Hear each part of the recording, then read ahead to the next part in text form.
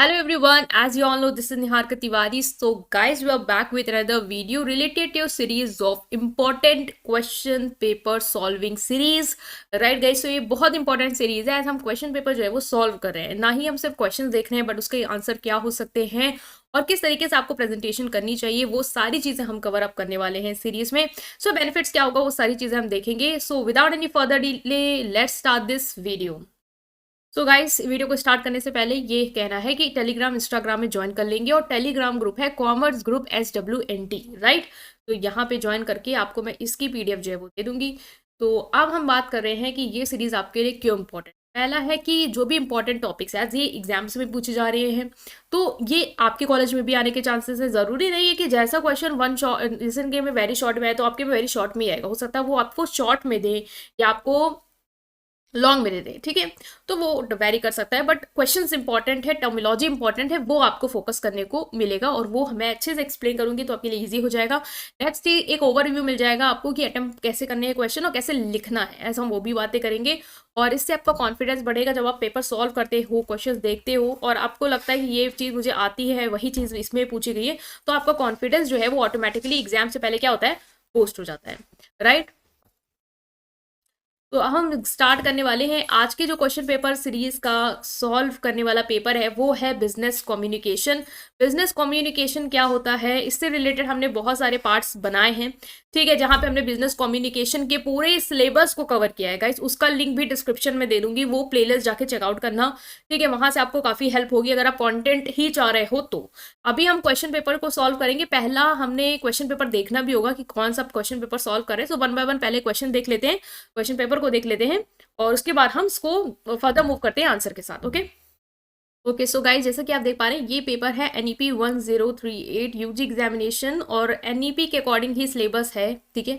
तो अब हम स्टार्ट करें। यहाँ पे आपको 3 घंटे दिए गए हैं इस पेपर में, 75 मार्क्स मैक्सिमम है।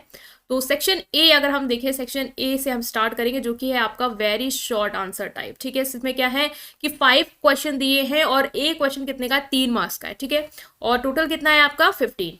सो ये सारी चीजें आपको देखनी होती है एग्जाम में कि कितने मार्क्स का है, क्योंकि उससे आइडिया मिल जाता है कितने वर्ड्स में लिखना है। जैसे यहाँ पे बोला गया है, साफ साफ वर्ड लिमिट बता दी गई कि 75 वर्ड से ज्यादा लिखना नहीं है। तो भाई 75 से ज्यादा वर्ड नहीं लिखने हैं तो ईजी हो जाएगा आपको, ठीक है। इतना ज्यादा लिखना नहीं है तो ये बहुत स्कोरिंग होता है ये वेरी शॉर्ट वाला, ज्यादा लिखना नहीं है और अच्छे से अपनी लैंग्वेज में बना के लिखो। रट्टाफिकेशन की जरूरत नहीं है, अपनी लैंग्वेज में जो समझ रहे हो उसको लिखो, क्योंकि वो ज्यादा याद रहता है और थोड़ा सा आंसर ना लोगों से अलग होगा।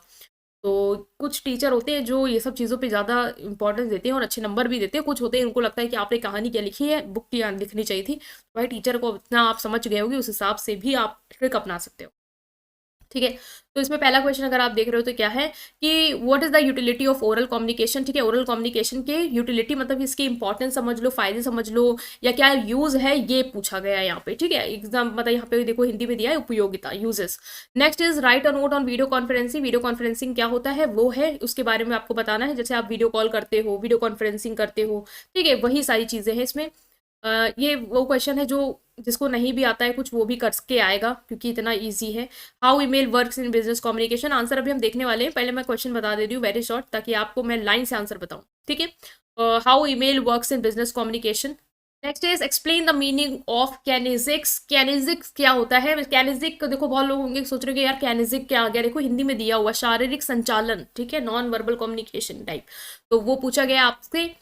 Next is explain the component of communication process. Communication process के क्या क्या कंपोनेंट हैं, एलिमेंट्स हैं, वो चीज़ें पूछी गई हैं। जैसे कम्युनिकेशन प्रोसेस होता है ना, उसी में जो जो स्टेप्स हैं उन्हीं को कंपोनेंट में आपको लिखना है वन बाय वन, ठीक है। तो ये है आपका सेक्शन A गाइस, जो हमने डिस्कस किया है कि क्वेश्चन कैसे आए हैं।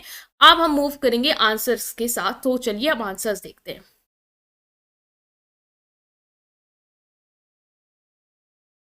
ओके नाउ गाइस, सो अगर हम आंसर्स की बात करें तो very short answer type question का पहला क्या था कि कम्युनिकेशन की, ओरल कम्युनिकेशन की क्या है यूटिलाइजेशन, ठीक है। तो अगर आप ओरल कम्युनिकेशन के बारे में बात करो तो ओरल कम्युनिकेशन क्या है, जो अभी मैं कर रही हूँ, ठीक है। लेकिन आप मुझे रिस्पॉन्स तो ओरली नहीं दे पा रहे हो, कमेंट सेक्शन में दोगे, आप लिख के दोगे, ठीक है। बट मैं आपको ओरली समझा रही हूँ चीज़ों को, आप क्या कर रहे हो, मुझे सुन रहे हो और मैं आपसे बोल रही हूँ। तो ये एक कम्युनिकेशन में इस तरीके से इसको ला भी नहीं सक रही हूँ, क्योंकि ये टू वे तो है नहीं, मतलब आप मुझे तुरंत रिप्लाई नहीं दे रहे कि वन वे है और कम्युनिकेशन टू वे होता है। चलो हम एग्जांपल दूसरा लेते हैं, जैसे आप मीटिंग में जाते हो, आपके साथ सामने वाले लोग होते हैं, कलीग्स होते हैं, वहाँ पे प्रेजेंटेशन दे रहे होते हो, वो लोग सुन रहे होते हैं, आपको फीडबैक दे रहे हो, तो that will be a good example of oral communication. तो ओरल कम्युनिकेशन क्या है? बोलना, सुनना, ये दोनों क्या है, इंपॉर्टेंट पार्ट है बिजनेस में। ठीक है, इट हेल्प शेयरिंग आइडियाज को। ओरल कम्युनिकेशन क्या करता है? आप बोल रहे हो तो अपने आइडियाज क्विकली बता दे रहे हो, बोल दिया तुरंत बता दिया, लिखने की जरूरत नहीं, कहानी भर के लिख रहे हो, फिर उसको दे रहे हो, फिर वो पढ़ेगा, फिर समझेगा, फिर जानेगा आप क्या बोल रहे हो। यहाँ पे तुरंत तुरंत आप बात कर सकते हो, फीडबैक आपको तुरंत मिल सकता है, उसने तुरंत बोल के बता दिया, डिसीजंस बोल बोल के जल्दी जल्दी ले सकते हो। तो ये एक फायदा है। रिटन कम्युनिकेशन में क्या होता है, डिसीजन लेने में थोड़ा टाइम लग जाता है, आप लिख के दोगे, फिर सामने वाली पार्टी जाएगी, वो पढ़ेगी, समझेगी, फिर रिस्पॉन्स देगी, फिर रिटर्न में थोड़ा टाइम लगेगा। ओरल में क्या है, मैंने तुरंत बोला, आपने तुरंत मुझे रिस्पॉन्स दिया। When we talk, our tone and how we say things help other understand better। जैसे हम बोलते हैं, ओरल कम्युनिकेशन क्या करता है, आप बोल रहे हो तो सामने वाला आपको देख भी रहा है, अगर देखिए ठीक है, देख भी रहा है अगर, तो इजीली आपको अंडरस्टैंड कर पाएगा आपके वर्ड्स के थ्रू, आपके एक्सप्रेशंस के भी थ्रू। बेसिकली ओरल है तो हम वर्ड्स के ही थ्रू बात कर रहे हैं यहाँ पे, कि आपकी टोन कैसी, आप धीरे बोल रहे हो, गुस्से में बोल रहे हो, तो वो समझ जाएगा, वो अंडरस्टैंड कर पाएगा बेटर। लिख रहे हो तो आपकी, जैसे आपने बहुत बार देखा होगा, आप लोग के दोस्तों में जैसे चैटिंग हो रही है, तो कोई हो सकता है कि मजाक में कह रहा हो, आप सीरियस ले जाते हो, क्यों? क्योंकि आपको सामने वाले का टोन तो समझ में आ नहीं रहा, रिटर्न में तो नहीं फायदा है नहीं। बट ओरल में ये यूटिलाइजेशन में आपको बेनिफिट मिलेगा कि आप जब भी बोल रहे हो तो आप ज्यादा बेटर अंडरस्टैंड कर पाते हो, और प्लस अगर कोई कंफ्यूजन है, आप तुरंत ही बोल के उसे क्लियर कर लोगे। ओरल कम्युनिकेशन टीम वर्क भी बेटर करता है, एज आप टीम में बेटर डिसीजंस ले सकते हो, डिसीजन फास्टर ले सकते हो, एक दूसरे से अपनी जो भी मान लो कंफ्यूजन्स है, क्वारीज है, वो क्लियर कर सकते हो। ठीक है, जिससे आपका जो भी काम है बिजनेस में वो स्मूथली होगा। ऐसा बिजनेस कम्युनिकेशन पढ़े तो बिजनेस को इन्वॉल्व करना जरूरी है। तो बिजनेस में हमने बात किया कि oral communication like talking, listening सब बहुत इंपॉर्टेंट है। इससे आप क्या कर सकते हैं, इजिली बात कर सकते हो, फीडबैक मिल सकता है, डिसीजन ले सकते हो। जब आप बोलते हो तो आप दूसरा आपको अच्छे से समझ सकता है, कोई भी कंफ्यूजन है तुरंत पूछ लेगा।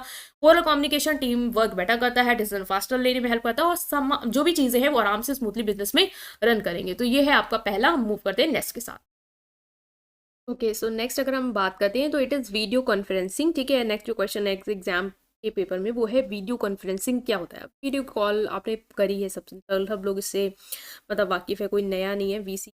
तो इसमें क्या होता है, आप फेस टू फेस लोगों से इंटरेक्ट कर सकते हो। ठीक है, आप बिजनेस है तो बिजनेस में कहीं कोई मीटिंग है, ठीक है, कोई लॉन्ग डिस्टेंस मीटिंग करनी है, तो आप वीडियो कॉल के थ्रू क्या कर सकते हो, फेस टू फेस इंटरेक्ट कर। इससे क्या होगा, जो डिस्टेंस का एक प्रॉब्लम है वो सॉल्व हो जाएगा। दूसरा है कि बिल्कुल वीडियो के थ्रू आप उसके एक्सप्रेशंस देख सकते हो, जान सकते हो कि उसका क्या रिएक्शन है। ऑडियो है तो आप उसको सुन के समझ सकते हो। तो ये सारी चीज़ें एक वीडियो कॉन्फ्रेंसिंग में आप लिख सकते हो। ठीक है, इसके अलावा आप लिख सकते हो कि बहुत सारे फीचर्स हैं, लाइक स्क्रीन शेयर कर सकते हो आप, है ना, स्क्रीन शेयर के थ्रू दिखा सकते हो कि क्या आपकी प्रेजेंटेशन है वो दे सकते हो। वाइट बोर्ड का यूज़ कर सकते हो। तो विजुअल कम्युनिकेशन और एक्सचेंज ऑफ आइडिया फैसिलिटेट करता है। तो वीडियो कॉन्फ्रेंसिंग आई थिंक आप बहुत इजीली लिख लोगे पेपर में अपनी लैंग्वेज में। ईमेल क्या होता है, ईमेल मतलब कि लेटर्स को सेंड करना फास्ट। आपको पता है इलेक्ट्रॉनिक मेल मतलब कि आप ऑनलाइन क्या कर सकते हो, मेल को जो भी आपने लिखा है उसको सेंड कर सकते हो।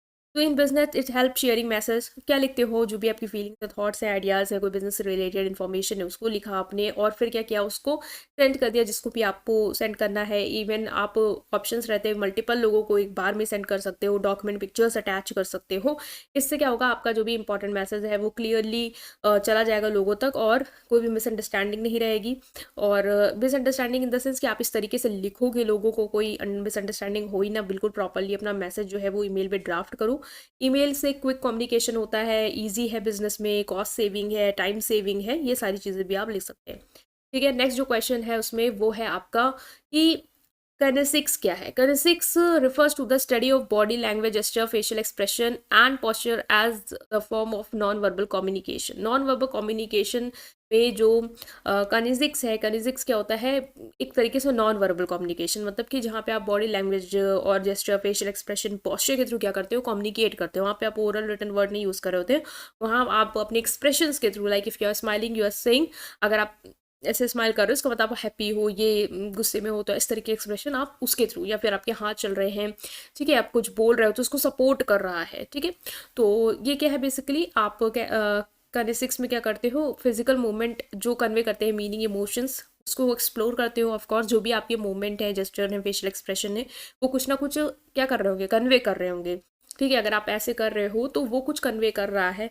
कोई आपकी फीलिंग, कोई इमोशंस या किसी चीज़ का जो आप बोलना चाह रहे हो। सो किनेसिस को अंडरस्टैंड करना बहुत इंपॉर्टेंट है, क्योंकि आपको इसमें क्या आप सामने वाले की फीलिंग्स, इंटेंशन, थॉट्स का पता लगा सकते हो जो बियॉन्ड है स्पोकन वर्ड, मतलब कि बोलने की ज़रूरत नहीं है, उसने करके ही आपको दिखा दिया, आप उसको देख के समझ सकते हो, अंडरस्टैंड कर सकते हो उन क्यूज से, ठीक है। और जो भी वो कहना चाहता है उसको आप अंडरस्टैंड कर सकते हो। एम्पैथी इन्हांस करता है, means if someone is showing the facial expression, जहाँ पे आप समझ पा रहे हो वो दुखी है, तो आप उसको समझ सकते हो, आप उसको एम्पथाइज कर सकते हो, ठीक है। आप उसकी हेल्प कर सकते हो इस तरीके से, या फिर जो भी जेस्चर्स है उसके थ्रू आप उसको बिल्कुल अंडरस्टैंड कर सकते हो, उसकी पोजीशन में खुद को रख के उसकी चीज़ों को समझ सकते हो, ठीक है। कम्युनिकेशन इफेक्टिव बनाता है सोशल और प्रोफेशनल टेक कॉन्टेक्स्ट में, ये सब चीज़ें आप ले सकते हो इसमें, ठीक है। तो ये आप याद रखना, और इसमें ना एग्जाम्पल्स ज़रूर डाल के आना, क्योंकि एग्जाम्पल्स बहुत ज़रूरी हैं इस वाले पॉइंट की, बेसिकली क्या क्या चीज़ें होंगी। नेक्स्ट कम्युनिकेशन प्रोसेस था वेरी शॉर्ट में, उसके कंपोनेंट थे, एलिमेंट थे। तो इसमें देखो क्या क्या है। जैसे कम्युनिकेशन प्रोसेस अगर आपने पढ़ा है तो आपको पता है कि सेंडर होता है, फिर वो मैसेज को क्या करता है, इनकोड करता है, फिर चैनल के थ्रू जाता है, फिर रिसीवर को मिलता है, फिर रिसीवर से डिकोड करता है, फिर उसको बारे में उसने जो समझा उसका फीडबैक देता है, and through out the process एक नॉइस क्रिएट होती है, ठीक है। तो सेंडर क्या होता है, सेंडर जो मैसेज को इनिशिएट करता है, मीन जो मैसेज को लिखता है, ठीक है। आपको जैसे मुझे कुछ कहना है तो मैं आप क्या करूँगी, मैसेज को लिखूंगी, ठीक है। और मैसेज कैसे लिखूंगी, इन कोड, मतलब मेरे माइंड में क्या होगा, कुछ थॉट आएगा जिसको मैं वर्ड्स या आइडियाज़ जो भी आएंगे उनको वर्ड्स में कन्वर्ट करूँगी, जिसके थ्रू आपको मैं सेंड करूँगी और आप उसको समझ पाओगे, ठीक है। तो वो होता है इनकोड। और मैसेज क्या है, मैसेज क्या है, जो भी इन्फॉर्मेशन आइडिया में दिमाग में आया तो सेंडर होगा, सेंडर के दिमाग में क्या आएगा, मैसेज आएगा, आइडिया आएगा, इन्फॉर्मेशन आएगा, उसको वो जो भी उसके दिमाग में आया उसको वो लैंग्वेज में बदलेगा, ठीक है। उसके बाद फिर वो चैनल के थ्रू, चैनल क्या है, मीडियम है, मतलब जैसे हो सकता है मैं आपको लिख के वो चीज़ बोलूँ या सामने से बोल दूँ या फिर मैं ईमेल कर दूँ, तो उसके थ्रू वो जो भी इन्फॉर्मेशन है उसको क्या करेगा, शेयर करेगा। शेयर किससे कर रहा है, रिसीवर से कर रहा है, मतलब कि जो उस मैसेज को रिसीव कर रहा है वो होता है रिसीवर। डिकोड करेगा, मतलब वो उस मैसेज को क्या करेगा, इंटरप्रेट करेगा, अंडरस्टैंड करने की कोशिश करेगा कि आप उससे कह क्या रहे हो, फिर वो जो भी समझा उसके थ्रू आपको फीडबैक देगा, क्या रिएक्शन रहा उसके उस मैसेज को लेके। फिर नॉइस का क्या है कि जब भी ये पूरा प्रोसेस हो रहा है कि सेंडर सोच रहा है, तो हो सकता है आसपास की कोई फिजिकल नॉइज हो या इस तरीके का कोई डिस्टर्बेंस हो जो पूरे प्रोसेस में कहीं ना कहीं डिफिकल्टी क्रिएट कर सकता है, जो इंटरफेयर कर सकता है, या मैसेज अब चैनल के थ्रू जा रहा है तब वहाँ पे कोई प्रॉब्लम हो, तो ये सब होती है नॉइस, नॉइस क्रिएट होती है, ठीक है। जो कम्युनिकेशन के इफेक्टिवनेस को क्या करती है, इन्फ्लुएंस करती है बहुत सारे कॉन्टेक्स्ट में। तो ये सारी चीज़ें आप एलिमेंट्स में डाल सकते हैं, ठीक है गाइस। तो ये हमने देखा कि वेरी शॉर्ट आंसर में आपको क्या लिखना है, ज़्यादा वर्ड्स थे नहीं, 75 वर्ड्स से कम, तो आप ओरल कम्युनिकेशन को अपनी लैंग्वेज में लिख सकते हैं, ठीक है। ये सब ऐसे टॉपिक्स हैं जो बहुत ही ईजी हैं और अपनी लैंग्वेज में बेटर है आप लिख के आओ। वीडियो कॉन्फ्रेंसिंग, कुछ कुछ पॉइंट्स देख लो, इसको एक बार नजर डालो तो वहाँ पे पॉइंट्स याद रहेंगे, ठीक है। ये क्वेश्चन आने के चांसेस हैं, कम्युनिकेशन प्रोसेस आने का चांसेस हो सकता है डिटेल में पूछे, तो उस तरीके से भी आपसे एग्जाम में पूछा जा सकता है, ठीक है। अब हम मूव कर रहे हैं पेपर के साथ कि नेक्स्ट जो पार्ट है उसमें कौन कौन से क्वेश्चन है। ओके गाइस, तो आप पेपर देख पा रहे हो, यहाँ पे हमने वीडियो कॉन्फ्रेंसिंग, ईमेल, ये सब चीज़ें पढ़ ली हैं। अब आता है सेक्शन बी। सेक्शन बी में क्या है क्वेश्चन, सेक्शन बी है शॉर्ट आंसर टाइप क्वेश्चन। ये 7.5 नंबर का है और 200 वर्ड से ज़्यादा यहाँ नहीं लिखने, ठीक है। 3 क्वेश्चन है, 2 करने हैं, तो यहाँ पे चॉइस है आपके पास, बट हम यहाँ पे पूरे क्वेश्चंस के आंसर आपको बताएंगे, ठीक है। सबसे पहला है कि वर्बल और नॉन वर्बल कम्युनिकेशन में क्या डिफरेंस है वो आपको बताना है, ठीक है। तो इसमें देखो हो सकता है आपके पेपर में सिर्फ यही आ जाए कि नॉन वर्बल कम्युनिकेशन क्या है, तो अगर आप एक भी चीज़ देख के जा रहे हो ना इस क्वेश्चन के थ्रू, तो आप अपने एग्जाम में जिस तरीके से भी आपका क्वेश्चन आता है आप उसको सॉल्व कर सकते हो, ठीक है। तो यहाँ पे डिफरेंस पूछा गया है। और नेक्स्ट है why effective listening is important and what are the principle effective listening, effective listening क्यों ज़रूरी है और क्या प्रिंसिपल है इफेक्टिव लिसनिंग के। नेक्स्ट है why resume is required for job interview, job interview के लिए रेज्यूमे क्यों रिक्वायर्ड, आपको पता भी रेज्यूमे क्या होता है, और मेन पॉइंट जो रेज्यूमे में आपको कंसीडर करने हैं रेज्यूमे बनाते समय वो, ठीक है। तो ये 3 क्वेश्चन इसमें 2 अटेम्प्ट करने, तो ये 200 वर्ड्स में आपको मैक्सिमम लिखना है। तो अब हम इसके आंसर के साथ मूव करते हैं और देखते हैं कि आप कैसे लिख के आ सकते हैं, ठीक है। ओके, सो पहला क्वेश्चन था आपका short answer type question, 200 word से ज़्यादा नहीं, क्या डिफरेंस है वर्बल और नॉन वर्बल कम्युनिकेशन में। तो वर्बल कम्युनिकेशन क्या है, वर्बल मतलब कि वर्ड्स के थ्रू होने वाला, मतलब कि यहाँ पे आप बोल के लिख के अपनी चीज़ों को क्या करते हो, एक्सप्रेस करते हो। तो मीनिंग लिख सकते हो पहले तो पॉइंट में अगर आप चाहो तो। नॉन वर्बल क्या है, जहाँ पे आप एक्सचर, जेस्चर्स, एक्सप्रेशंस, बॉडी लैंग्वेज, इनके थ्रू क्या करते हो, अपनी चीज़ों को रखते हो। तो मीडियम क्या है, यहाँ पे आप स्पोकन या रिटन वर्ड्स के थ्रू अपनी बातों को रखते हो, यहाँ पे आप क्या यूज़ करते हो, ना बोलते हो ना लिखते हो, बल्कि एक्शंस के थ्रू, फेशियल एक्सप्रेशंस के थ्रू, बॉडी लैंग्वेज के थ्रू एक्सप्लेन करते हो। जैसे एग्जांपल ले लो, तो मुझे आपको कहना है कि शट अप, तो मैं शट अप हो सकता है वर्बल कम्युनिकेशन के थ्रू ऐसे कहूँगी शट अप, ठीक है, मैं आपको बोलूँगी शट अप, ठीक है। नॉन वर्बल कम्युनिकेशन में बस मैं ऐसा जेस्चर करूंगी और आप समझ जाएंगे कि मैं क्या कह रही हूँ, ठीक है। तो ये है पहला, तो मीडियम क्या है। Next is language dependency. अगर लैंग्वेज डिपेंडेंसी की बात करें तो वर्बल कम्युनिकेशन लैंग्वेज पे भाई डिपेंड करेगा, ठीक है। रिटन हो चाहे स्पोकन हो, लैंग्वेज की ज़रूरत होती है वर्बली कम्युनिकेट करने के लिए। नॉन वर्बल कम्युनिकेशन क्या है, ये लैंग्वेज पे कम डिपेंडेंट है, मतलब लैंग्वेज को बेसिकली सपोर्ट करता है। जैसे अगर मैं बोल रही हूँ और जेस्चर भी कर रही हूँ या एक्सप्रेशंस भी दे रही हूँ, देखो आएगा, नेचुरली आएगा, तो वो कहीं ना कहीं लैंग्वेज को आप देख रहे हो डिपेंड है, बट कम। आप इसको यूनिवर्सली अंडरस्टैंड कर सकते हैं। मीन आप जो लैंग्वेज है उस पर ज़्यादा डिपेंड नहीं करता है। यूनिवर्सली अंडरस्टूड इसलिए हो सकता है क्योंकि सबको पता होता है इस जेस्टर का मीनिंग क्या है, मोस्ट ऑफ द जेस्टर्स का मीनिंग सेम होता है हर जगह, तो उससे आप इजीली अंडरस्टैंड कर सकते हैं। इतना लैंग्वेज पे डिपेंड करने की जरूरत नहीं है। लैंग्वेज नहीं भी है तो भी आप उसको कहीं ना कहीं अंडरस्टैंड कर सकते हो। फेशियल एक्सप्रेशन को देख लिया, समझ लिया, इस तरीके से। क्लैरिटी की बात करें तो वर्बल कम्युनिकेशन ज़्यादा क्लियर होता है। भाई आप बोल रहे हो, लिख रहे हो, तो बिल्कुल एक्सप्रेस कर दे रहे हो। नॉन वर्बल में क्या है, ये डेप्थ ऐड कर सकता है। मतलब वर्बल अगर आप बोल रहे हो और नॉन वर्बल जेस्चर यूज कर रहे हो, ठीक है, जेस्चर यूज करते हो, एक्सप्रेशन यूज कर रहे हो, तो वो उसको और ज्यादा सपोर्ट कर देगा और उसका डेप्थ में ले आएगा। लेकिन अगर सिर्फ आप एक्सप्रेशंस के थ्रू यूज कर रहे हो या नॉन वर्बल जेस्चर्स, इन सारी चीज़ों के थ्रू ही कम्युनिकेट कर रहे हो, देन कभी कभी इसको समझ पाना मुश्किल हो जाता है, क्योंकि फेशियल एक्सप्रेशन, बॉडी लैंग्वेज कोई लोग कुछ तरीके से अलग इंटरप्रेट कर सकते हैं। आप हो सकता है यहाँ पे ऐसे क्रॉस आर्म करके इसलिए बैठे हो क्योंकि आपको नहीं पता इसका मतलब है कि आप अपोज कर रहे हो सामने वाले को, या आप थोड़ा सा रिस्ट्रिक्टेड हो, दूसरे के ओपिनियन को एक्सेप्ट करें, आपको नहीं पता, आप जस्ट नॉर्मली थे, बट वहाँ पे उस चीज़ को अलग तरीके से ले गया, तो कहीं कभी कभी ये हो सकता है कि डिफिकल्टी क्रिएट करते क्लियरिटी उतनी ना हो, ठीक है। तो ये डिफरेंस लिख सकते हैं आप। नेक्स्ट इज स्पीड की बात करो तो वर्बल कम्युनिकेशन फास्टर होता है, क्योंकि फेस टू फेस कॉन्वर्सेशन है यहाँ पे, स्पेशली इन केस में, मतलब जहाँ पे आप ओरल कम्युनिकेशन कर रहे हो वर्बल कम्युनिकेशन में भी, तो वहाँ पे फास्ट हो जाएगा, आपने बोला सुना खत्म, ठीक है। नॉन वर्बल में क्या है, समझना टाइम लगेगा। जैसे कोई भी जेस्चर कर रहा है, अगर वो सिर्फ जेस्चर्स के थ्रू बात करे तो आपको उसको समझने में समय लग सकता है, उसको इंटरप्रेट करने में पूरी तरीके से समय लग सकता है, स्पीड उतनी ज़्यादा फास्ट नहीं होगी। कल्चरल वेरिएबिलिटी की बात की जाए तो भाई verbal communication is heavily influenced by language and many and very significantly across culture. हर जगह अलग अलग लैंग्वेज होती है, तो लैंग्वेज पे डिपेंड है वर्बल कम्युनिकेशन, तो कल्चर का के अनुसार इस पे काफी प्रभाव जो है वो पड़ता है। नॉन वर्बल कम्युनिकेशन में ऑल्सो वेरी अक्रॉस कल्चर, मतलब नॉन वर्बल कम्युनिकेशन भी कल्चर के अक्रॉस वेरी करता है, क्योंकि हर जगह अलग अलग हो सकता है जेस्चर का मीनिंग हो, लेकिन कुछ नॉन वर्बल क्यूज ऐसे हैं जिनकी मीनिंग सेम है। लाइक कोई स्माइल कर रहा है तो इसका मतलब यही है कि वो हैप्पी है, कोई रो रहा है इसका मतलब वो सैड ही है। तो ये तो चीज़, ये दो नॉन वर्बल क्यूज जो है वो बिल्कुल यूनिवर्सल है। ऐसा नहीं कि वहाँ पे और स्माइल कर रहा है तो मतलब रोना है, और रो रहा है तो मतलब हंसना, ऐसा नहीं होगा।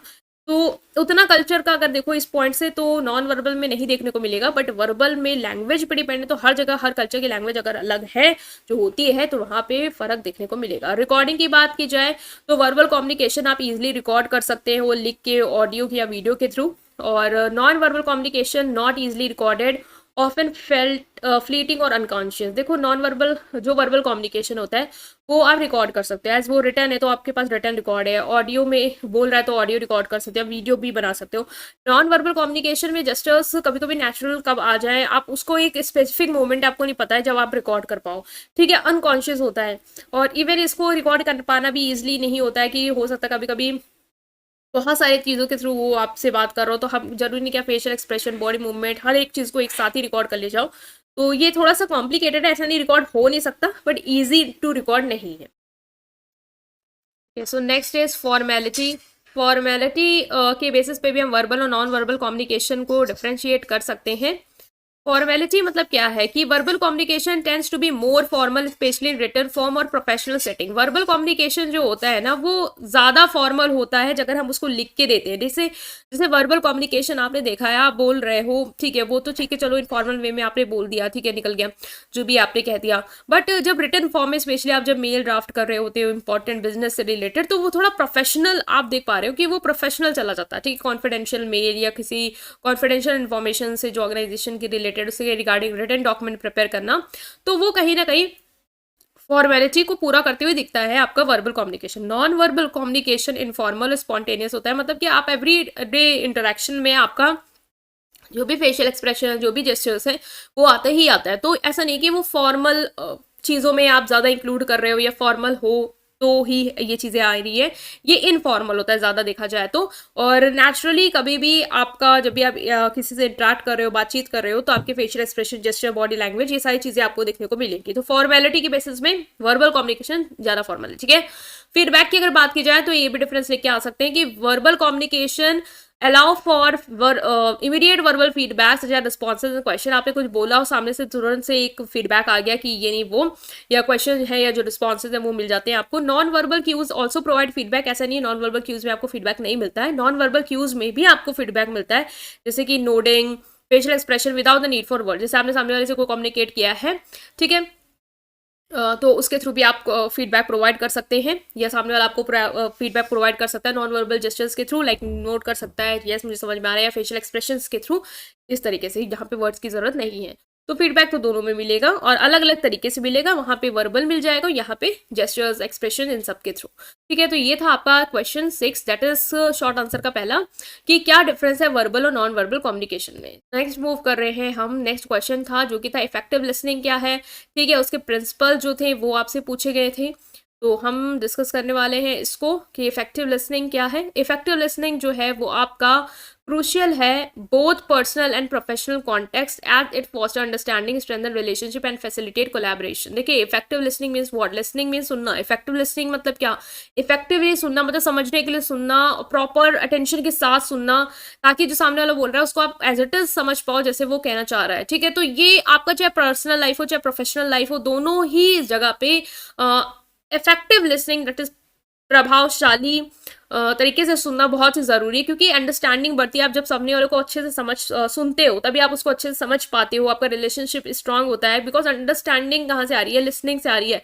आप सुन रहे हो फिर समझ रहे हो, उसकी उसी तरीके से चीज़ों को समझने की कोशिश करो जैसे वो आपको बोल रहा है, तो रिलेशनशिप तो मजबूत होगा ही होगा, और कोलैबोरेशन भी होगा। आप लोग एक दूसरे के साथ अच्छे से वर्क कर सकते हो, कोलैबोरेट कर सकते हो, because you both are listening to each other, understanding इसलिए आ रही है, ठीक है। तो अगर इफेक्टिव लिसनिंग है तो ये अलाउ करता है इंडिविजुअल को कि वो इन्फॉर्मेशन को एक्यूरेटली क्या कर पाए, एब्जॉर्ब कर पाए, अप्रोप्रिएटली रिस्पॉन्ड कर पाए। भाई जिसने आपको बोला अगर आप उसको अच्छे से सुन रहे हो तो इन्फॉर्मेशन को एक्यूरेटली, सटीकता से समझ पाओगे, एब्जॉर्ब कर पाओगे, ठीक है। इतना ही नहीं, उस पर रिस्पॉन्ड भी सही से कर पाओगे, ठीक है। और दूसरे के टुवर्ड एक एम्पथी ला पाओगे, क्योंकि अगर आप उसको सुन रहे हो समझने के लिए, तभी आप उसकी जो फीलिंग्स है उसको उस तरीके से समझ पाओगे जैसे वो आपके साथ कोई चीज़ बीती हो, ठीक है। तो इफेक्टिव लिसनिंग इस तरीके से आपके लिए क्या है, इंपॉर्टेंस है। आप क्या यहाँ के लिख सकते हो कि इंपॉर्टेंट में है, तो आप इस तरीके के पॉइंट लिख सकते हो कि ये अंडरस्टैंडिंग को स्ट्रेंथ करती है, रिलेशनशिप को मजबूत बनाती है, कोलैबोरेशन फैसिलिटेट करती है, इंफॉर्मेशन ईजिली आप एब्जॉर्ब कर सकते हो, अप्रोप्रिएटली रिस्पॉन्ड कर सकते हो, और एम्पैथी डिमॉन्स्ट्रेट कर सकते हो दूसरों के पर्सपेक्टिव के टूवर्ड, ठीक है। More ever effective listening enhance productivity, productivity enhance करती है, मीन्स अगर आप अच्छे से सुन रहे हो, समझ रहे हो, तो फिर आप उसके अकॉर्डिंग वर्क कर पाओगी, प्रॉब्लम सॉल्व कर सकती है। कोई प्रॉब्लम है इसके रिगार्डिंग आपको सोल्यूशन दिए जा रहे हैं, उसको आप सही से समझने के लिए सुन रहे हो तो उसको आप सॉल्व कर ले जाओगे। कोई कॉन्फ्लिक्ट है, सामने वाले की जो भी पॉइंट है जिसकी वजह से क्लैश हो रहा है उसको समझ ले रहे हो, तो कॉन्फ्लिक्ट जो है वो भी खत्म हो जाएगा, कम्युनिकेशन क्लियर होगा, और मिसअंडरस्टैंडिंग खत्म हो जाएंगी या मिनिमाइज हो जाएंगी, खत्म ही नहीं होगी तो कम से कम इस मिसअंडरस्टैंडिंग होगी, एज आप सुन के समझ के उसको क्लियर आउट कर सकते हो। तो ये है आपका पहला क्वेश्चन जो था कि इफेक्टिव लिसनिंग बेसिकली आपकी क्या होती है, ठीक है। और अब हम पढ़ने वाले हैं कि इसके प्रिंसिपल क्या है इफेक्टिव लिसनिंग के, ठीक है। तो हम इफेक्टिव लिसनिंग के अगर प्रिंसिपल की बात करें तो प्रिंसिपल्स में सबसे पहला है पेइंग अटेंशन, ठीक है। अटेंशन आपको पे करना है, मतलब कि अगर आप सुन रहे हो, सुनने में इफेक्टिव लिसनिंग क्यों है, क्योंकि आप उसको अटेंशन के साथ सुन रहे हो, मतलब बिना किसी डिस्ट्रैक्शन के आप सिर्फ स्पीकर पे फोकस कर रहे हो, इंटरेस्ट डिमॉन्स्ट्रेट कर रहे हो, मतलब जब वो आपसे बात करे तो आपने आई कांटेक्ट बनाया या आप नोट कर रहे हो जिससे वो सामने वाला समझ रहा है, यस आप उसको सुन रहे हो, समझ रहे हो, और इंटरप्शन को अवॉइड कर रहे हो, आप बीच बीच में उसको टोक नहीं रहे हो कि ये नहीं वो नहीं वो नहीं, बस सुन रहे हो समझने के लिए, ठीक है। तो इस तरीके से पेपर में लिख के आ सकते हैं आप इस डायग्राम के थ्रू, ठीक है। थोड़ा इफेक्टिव रहेगा, 7.5 नंबर के क्वेश्चन है, तो आप इसको इस तरीके से चार्ट बना सकते हो, जैसे जो भी पॉइंट आपने लिखने हैं तो उसको आप जैसे अब ये गोला इतनी डिजाइन तो नहीं कर पाओगे, बट ये ब्रैकेट वाले पॉइंट आप बना सकते हो, तो वो उस तरीके से प्रेजेंट कराना। ठीक है, हम प्रिंसिपल यही जो लिखे हैं वही डिस्कस कर रहे हैं वन बाय वन। सो आगे देखते हैं।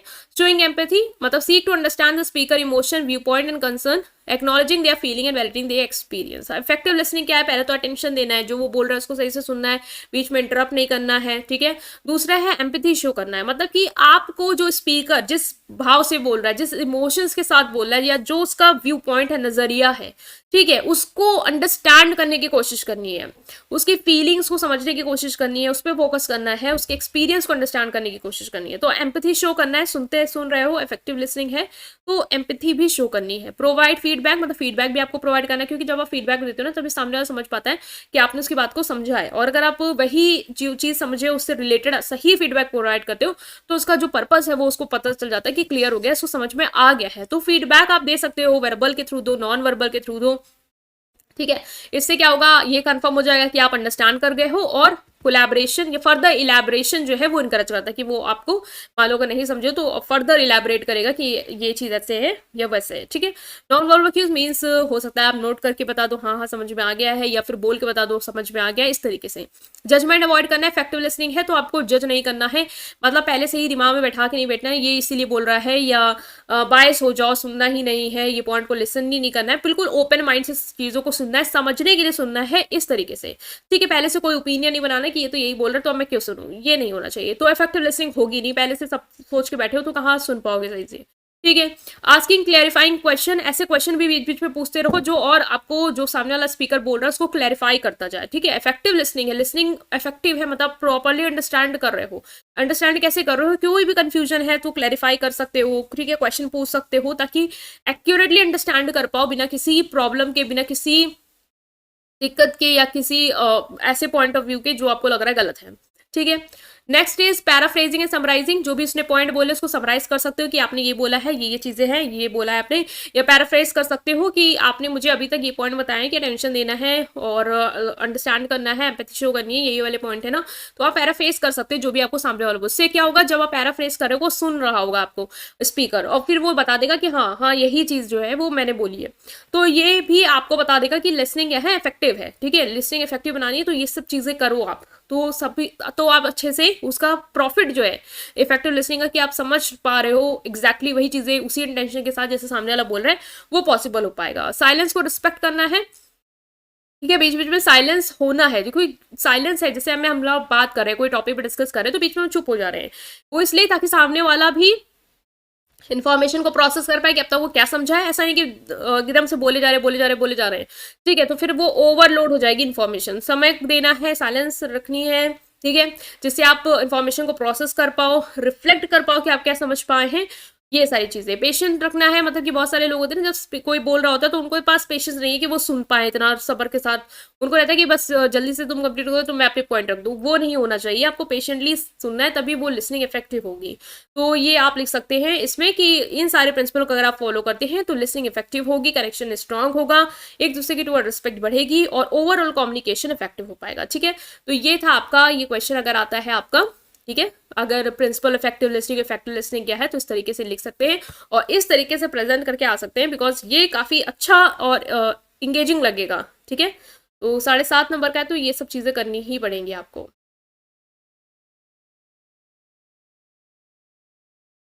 ओके, नेक्स्ट और लास्ट जो क्वेश्चन था इस वाले में शॉर्ट आंसर में, वो था रेज्यूमे क्या होता है और कौन कौन सी चीजें आपको रेज्यूमे में इंक्लूड करनी है जब आप वो बना रहे हो। तो रेज्यूमे क्या है, किसी भी जॉब इंटरव्यू के लिए आप जाते हो, ठीक है, तो वहां पे आपका एक रेज्यूमे आप शो करते हो। रेज्यूमे क्या होता है, बेसिकली एक पूरा एक तरीके की शीट होती है जिसमें आपका पूरा ब्यौरा दिया होता है कि आपका नाम क्या है, आपकी एजुकेशन क्वालिफिकेशन क्या है, स्किल क्या है, हॉबीज क्या है। तो सामने वाला जो है ना वो पहले उसको देख लेता है, उसके बाद आपसे वो समझ आता है कि आपका पूरा बैकग्राउंड क्या है, उसको एक डेटा मिल जाता है एंड फर्दर वो उससे रिलेटेड क्वेश्चन पूछा जाता है इंटरव्यू में फर्दर, तो वो पूछ सकता है वो। और वो जैसे कभी कभी पहली स्टेज ही होती है रेज्यूमे, अगर आपका रेज्यूमे मैच नहीं करता जॉब के क्वालिफिकेशन या रिक्वायरमेंट थ्रू तो आपको रिजेक्ट कर देते हैं उसी स्टेज पे। ठीक है, इंटरव्यू के लिए कॉल ही नहीं करते। तो इस तरीके से तो एसेंशियल होता है किसी भी जॉब इंटरव्यू के लिए, बहुत ज़रूरी है क्योंकि ये एक समरी दे देता है इंडिविजुअल की प्रोफेशनल क्वालिफिकेशन की, कि वो कितना पढ़ा है, क्या उसने अब किया है, क्या उसके अंदर स्किल्स एक्सपीरियंस है, क्या अचीव किया है, ये सारी चीज़ें।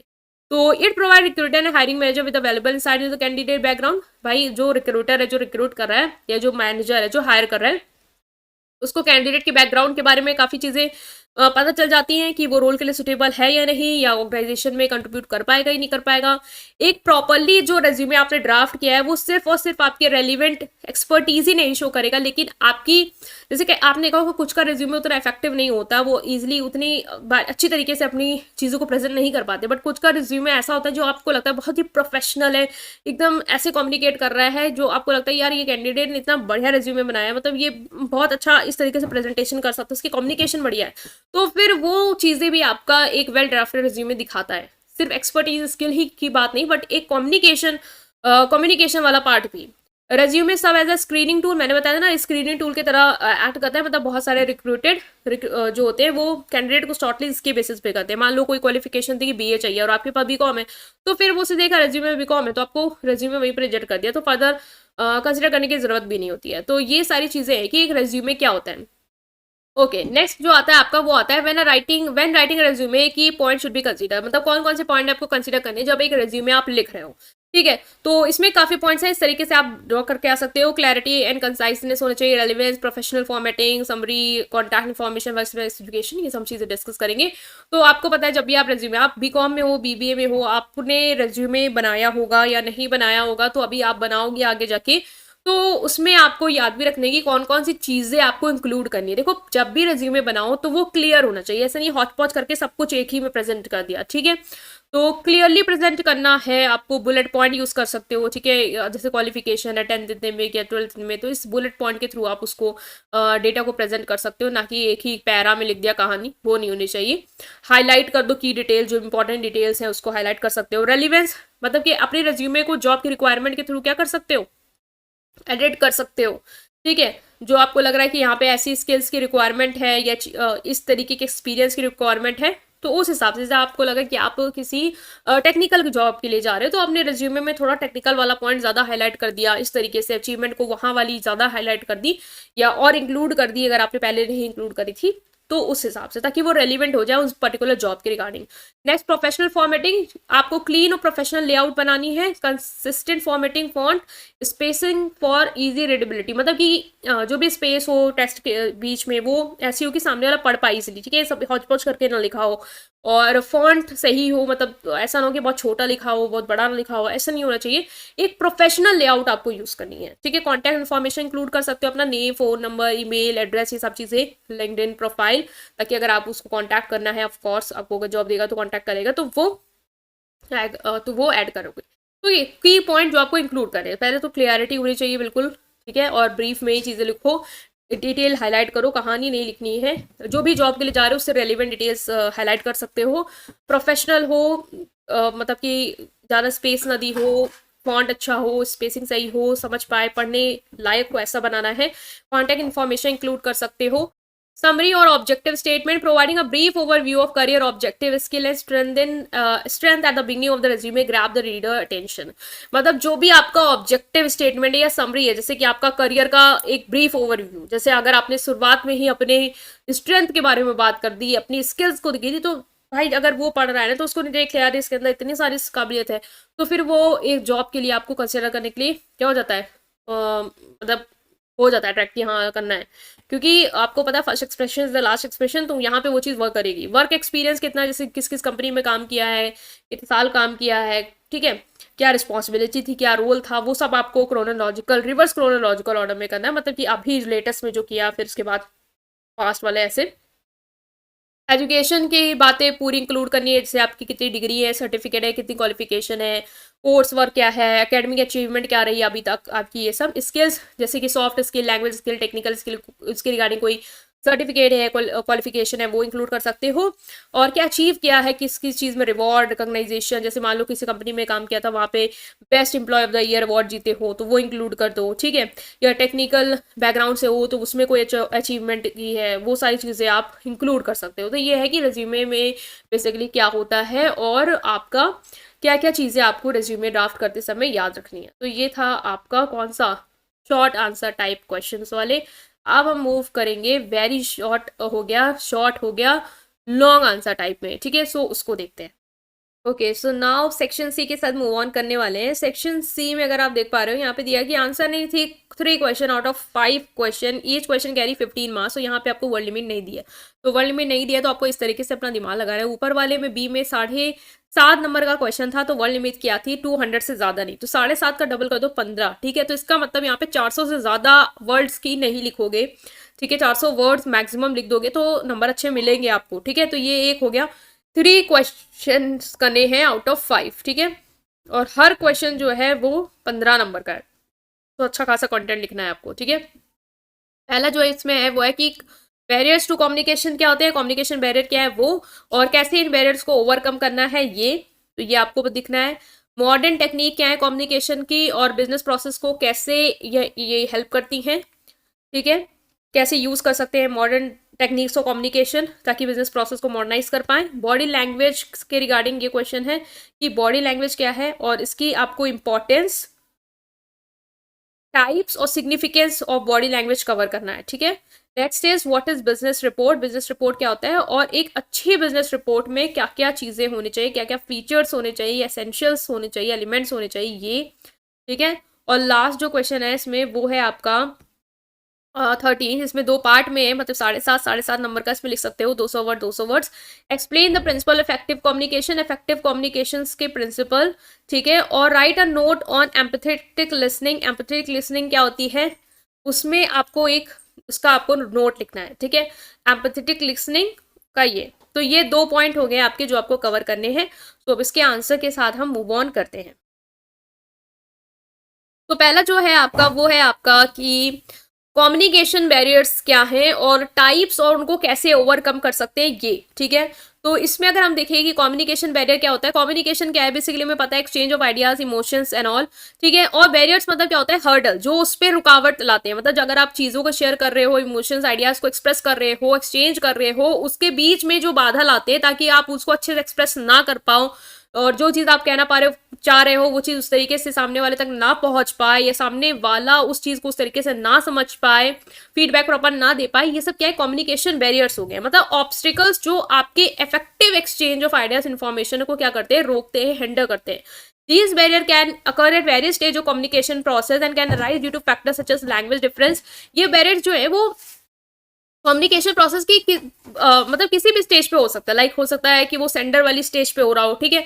सेंडर स्टेज में कैसे हो सकता है, लाइक सेंडर डिस्टर्ब है तो वो मैसेज उस तरीके से ना कम्युनिकेट कर पा रहा हो, इमोशन उस तरीके से एक्सप्रेस ना कर पा रहा हो, या फिर चैनल है अगर, ठीक है, जो मीडियम आप यूज कर रहे हो, ईमेल हो या टेक्निकल इशू हो गया या बैकग्राउंड नॉइज है, वो उस वजह से आपका कम्युनिकेशन खराब हो रहा है, या रिसीवर मत मान लो कि उसका एक ऐसा मूड है कि वो आपके जो भी आप कहना चाह रहे हो, एक्सप्रेस करना चाह रहे हो, उसको उस तरीके से लेना नहीं चाह रहा है, वो ऑलरेडी एक प्री कंसीव नोशन बना के बैठा हुआ है, तो फिर वो अलग अलग स्टेज पे आपको ये बैरियर्स देखने को मिल सकते हैं जो आपके कम्युनिकेशन को अफेक्ट करेंगे। जैसे कि क्या क्या फैक्टर्स हो सकते हैं, लाइक लैंग्वेज डिफरेंस, अगर आपकी लैंग्वेज में डिफरेंस है, ठीक है, आप हिंदी में बोल रहे हैं, सामने वाला इंग्लिश अंडरस्टैंड करता है, तो भाई कम्युनिकेशन प्रॉपर नहीं हो पाएगा। कल्चर डिफरेंस है, आप इंडियन कल्चर से हो, फॉरेन कल्चर से, कल्चर में डिफरेंस है, उसके कम्युनिकेशन स्टाइल में डिफरेंस है, जेस्चर्स में डिफरेंस है, वो भी प्रॉब्लम क्रिएट करेगा। फिजिकल बैरियर्स हो सकते हैं, ठीक है, सराउंडिंग की वजह से बैरियर्स हो सकते हैं, इमोशनल लेवल पे बैरियर्स हो सकते हैं, और बहुत सारे, ठीक है। तो ये हो गया कि कम्युनिकेशन बैरियर बेसिकली आपका क्या है। ओके, सो हम बात कर रहे हैं कि कम्युनिकेशन बैरियर्स क्या हैं और उसके सजेशंस, मींस कैसे आप उसे ओवरकम कर सकते हैं, ठीक है। टाइप्स और हम सजेशंस के रिगार्डिंग बात करने वाले हैं।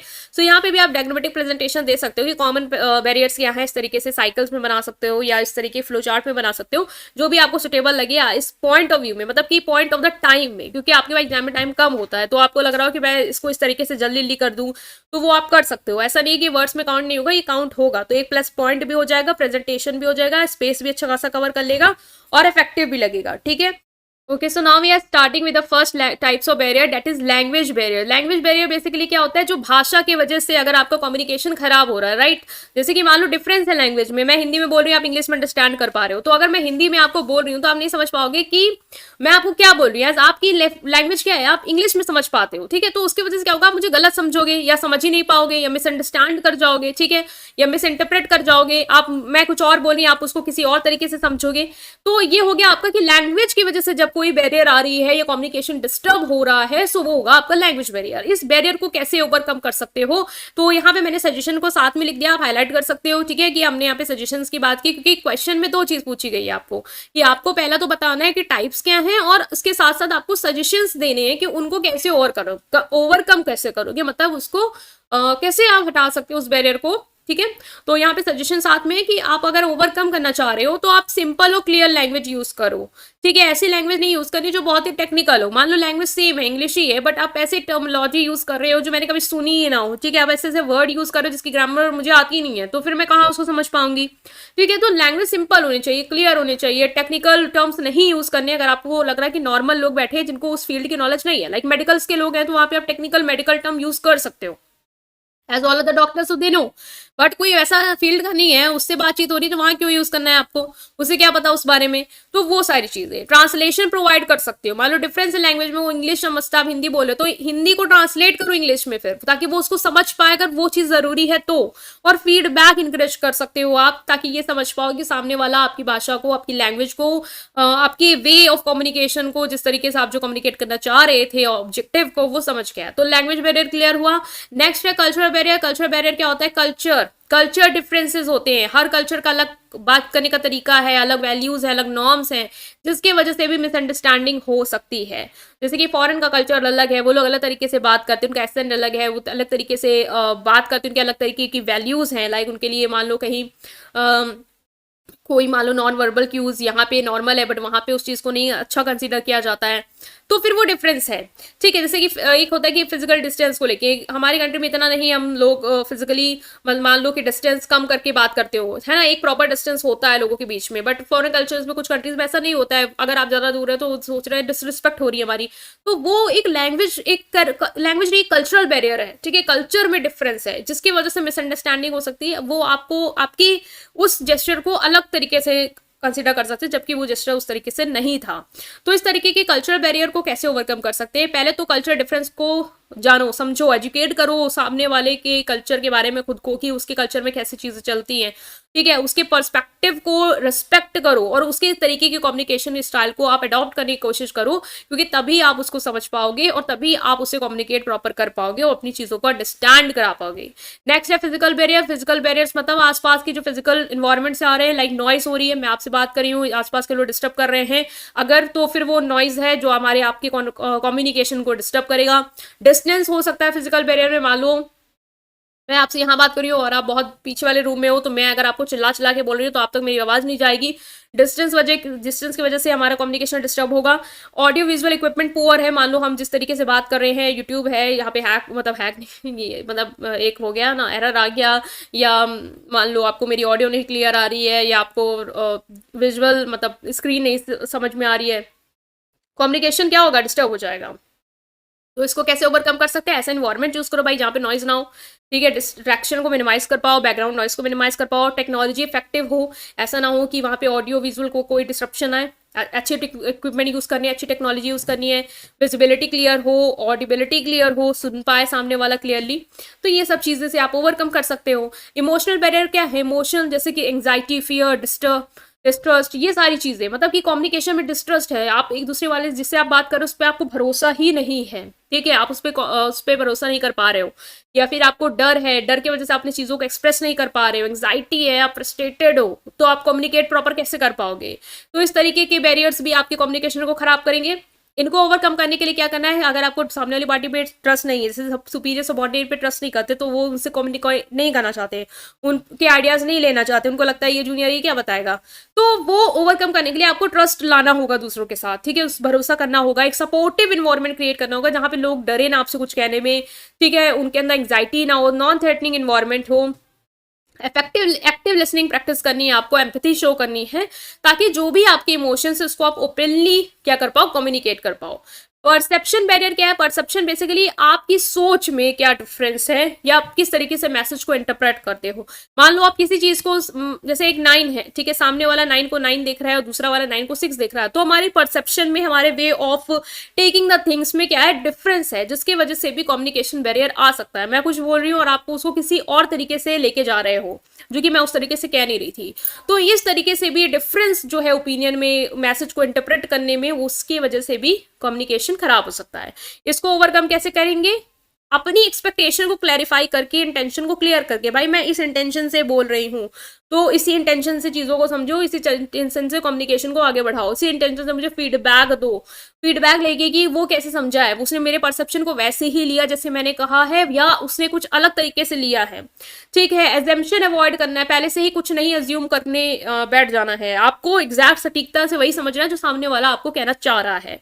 ठीक है, तो इस तरीके से आप इसको कम कर सकते हो। इन्फॉर्मेशन ओवरलोड एक बैरियर है। इन्फॉर्मेशन ओवरलोड क्या है? मतलब कि एक्सेसिव इन्फॉर्मेशन।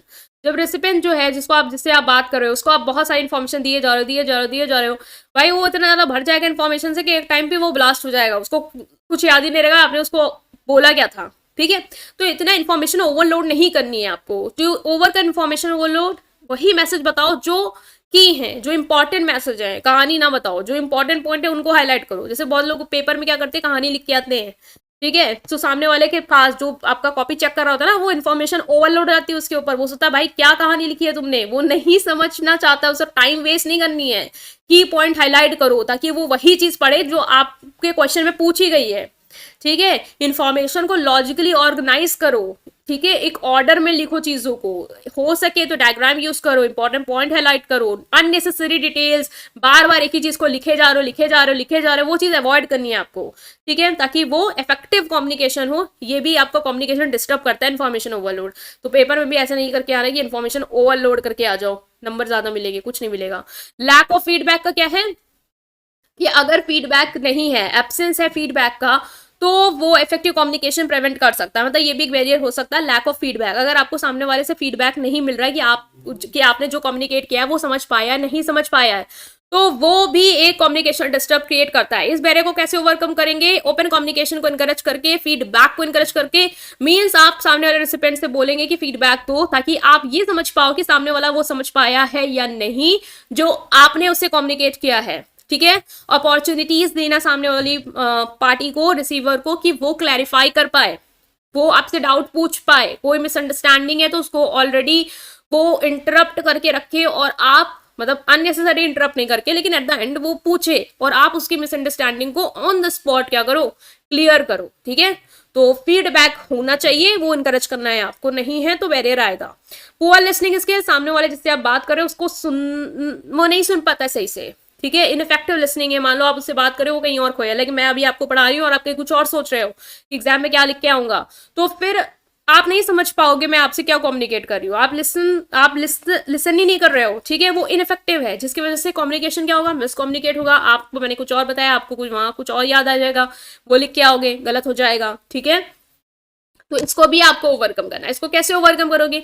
भाई पुअर लिसनिंग है तो उसको इफेक्टिव लिसनिंग बनाओ, अच्छे से सुनो, आई कांटेक्ट बनाओ, नोडिंग। अब सामने तो होनी कि नोट कर रहे हो, तो मैं समझ रही हूँ, ठीक है, वो कर रहे हो अलग बात है। ठीक है, पैराफ्रेजिंग कर रहे हो, मान लो मेरी वीडियो खत्म हुई, आपने पैराफ्रेज किया कि ये पॉइंट थे, इसका मतलब ये है, ये लिख के आना है। ठीक है, encourage others to listen attentively. अब स्पीकर का भी काम है कि वो इनकरेज करे। जैसे मैंने आपको ये सब चीजें बोली तो आपका थोड़ा टेंशन आया होगा, तो अब हो सकता है अब आगे पार्ट में टेंशन देने लग जाओ। ठीक है, फिर फीडबैक दो मुझे नीचे कमेंट में कि क्या समझ में आया, तो वो सब चीजें। ठीक है, तो ये हो गया। नेक्स्ट आपका जो क्वेश्चन था वो था मॉडर्न टेक्निक ऑफ कम्युनिकेशन। तो ये वाला समझ में आना, कैसे लिख के आना है कम्युनिकेशन बैरियर्स। कम्युनिकेशन बैरियर्स क्या होते हैं, मीनिंग लिखो, टाइप्स लिखो, और टाइप्स को कैसे ओवरकम कर सकते हो वो लिखना है। ठीक है, एक एक साथ हमने डिस्कस कर लिया है, तो वो आप लिख के आ सकते हो। हाईलाइट कर देना टाइप्स, पता चला टीचर को लग रहा हो कि आपने लिखा ही नहीं है सजेशंस। ठीक है, कैसे ओवरकम करना, नंबर कम दे दे, तो वो नहीं करना है आपको, हाईलाइट कर देना, पॉसिबल हो तो हाईलाइट करके आओ। ठीक है, क्योंकि मैंने यहाँ पे साथ में किया है। Next is modern technique of communication पे था कि कैसे मॉडर्न टेक्निक को आप यूटिलाइज कर सकते हो बिजनेस को मॉडर्नाइज करने के लिए, ये था। तो अब हम बात करेंगे modern techniques of communication. Communication के टेक्निक्स हैं, लेकिन कैसी मॉडर्न, जो आज के टाइम में यूज हो रही हैं वो टेक्निक्स। ठीक है, कम्युनिकेट करने के लिए। So play a pivotal role in modernising business process, enhancing efficiency, collaboration and innovation. जो आपकी मॉडर्न टेक्निक ऑफ कम्युनिकेशन है, जो मॉडर्न टूल्स है कम्युनिकेट करने के लिए, वो आपकी एफिशिएंसी को बढ़ाती है, मीन्स आप क्विकली कम्युनिकेशन कर पाते हो, ठीक है, क्विकली कम्युनिकेट कर पाते हो, व्हाट यू वांटेड, कोलैबोरेट कर पा सकते हो, टीम वर्क कर सकते हो, ठीक है। वीडियो कॉन्फ्रेंसिंग एक है, तो आप टीम में पूरा सब एक साथ आके बात कर सकते हो, डिस्कस कर सकते हो। इनोवेशन हो सकता है, इनोवेटिव हो सकता है। Leveraging this tool effectively can streamline operation, improve customer experience and drive competitive advantage. भाई ये क्या है? Business communication. तो बिजनेस में क्या हेल्प है मॉडर्न टेक्निक और कम्युनिकेशन से? पहला है जो आपका काम है उसको स्मूथिंग करेगा, ठीक है, कस्टमर का एक्सपीरियंस बेटर होगा, और साथ ही साथ आपको कॉम्पिटेटिव एडवांटेज मिलेगी। मान लो कॉम्पिटिटर उतनी अच्छी तरीके से कम्युनिकेट नहीं कर पा रहा है अपने कस्टमर के साथ, बट आप उस टूल के थ्रू अच्छा कम्युनिकेट कर पा रहे हो, कस्टमर के एक्सपीरियंस को बेटर कर पा रहे हो मॉडर्न टेक्निक्स ऑफ कम्युनिकेशन को यूज करके, तो आपको वो कॉम्पिटेटिव एडवांटेज मार्केट में देखने को मिलेगी।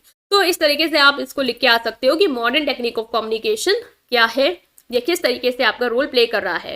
नेक्स्ट आता है कि कौन कौन सी टेक्निक है जो आप यूज कर सकते हो बिजनेस प्रोसेस को मॉडर्नाइज करने के लिए, तो वो हम बात करेंगे। पहला है real time collaboration platforms. Real time collaboration platform जैसे कि आपका स्लैक है, माइक्रोसॉफ्ट टीम है, गूगल वर्क स्पेस है।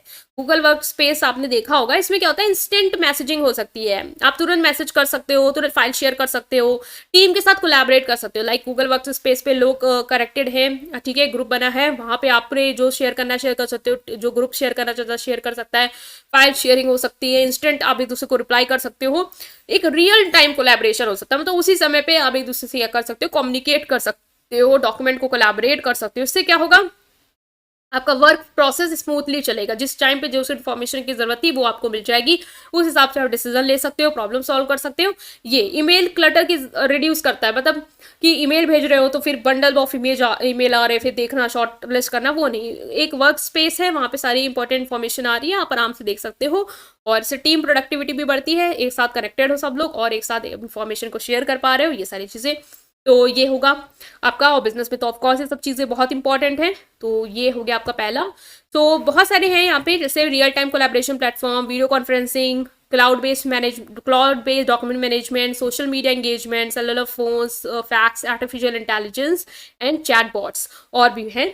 तो ये सब मॉडर्न टेक्निक्स हैं कम्युनिकेशन की, जो बिजनेस में कम्युनिकेशन को क्या करती हैं, मॉडर्नाइज करती हैं, इंप्रूव करती हैं, इफेक्टिव बनाती हैं।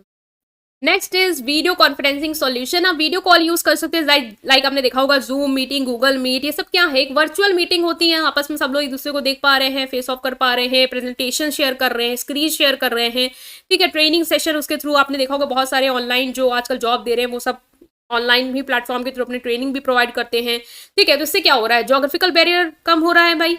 आप यहाँ हो, कोई आप मान लो लखनऊ में हो, कोई मान लो मुंबई में है, आप आपस में कनेक्ट कर रहे हो, ठीक है। तो इससे क्या होगा कि बिजनेस से रिलेटेड जितनी भी इंपॉर्टेंट डिस्कशन है, मीटिंग है, वो सब फैसिलिटेट करता है, जोग्राफिकल बैरियर को रिड्यूस करता है, जो भी रिमोट वर्क को प्लेटफॉर्म को, this platform enable remote work, मतलब दूर से आप काम कर सकते हो, ग्लोबल कोलैबोरेशन, वर्ल्ड के थ्रू लोगों से कनेक्ट कर सकते हो, कोलैबोरेट कर सकते हो, आपको ट्रैवल करने की जरूरत नहीं, खर्चा करने की जरूरत नहीं है। इस तरीके से आप अपने बिजनेस के कम्युनिकेशन को मॉडर्नाइज कर सकते हो।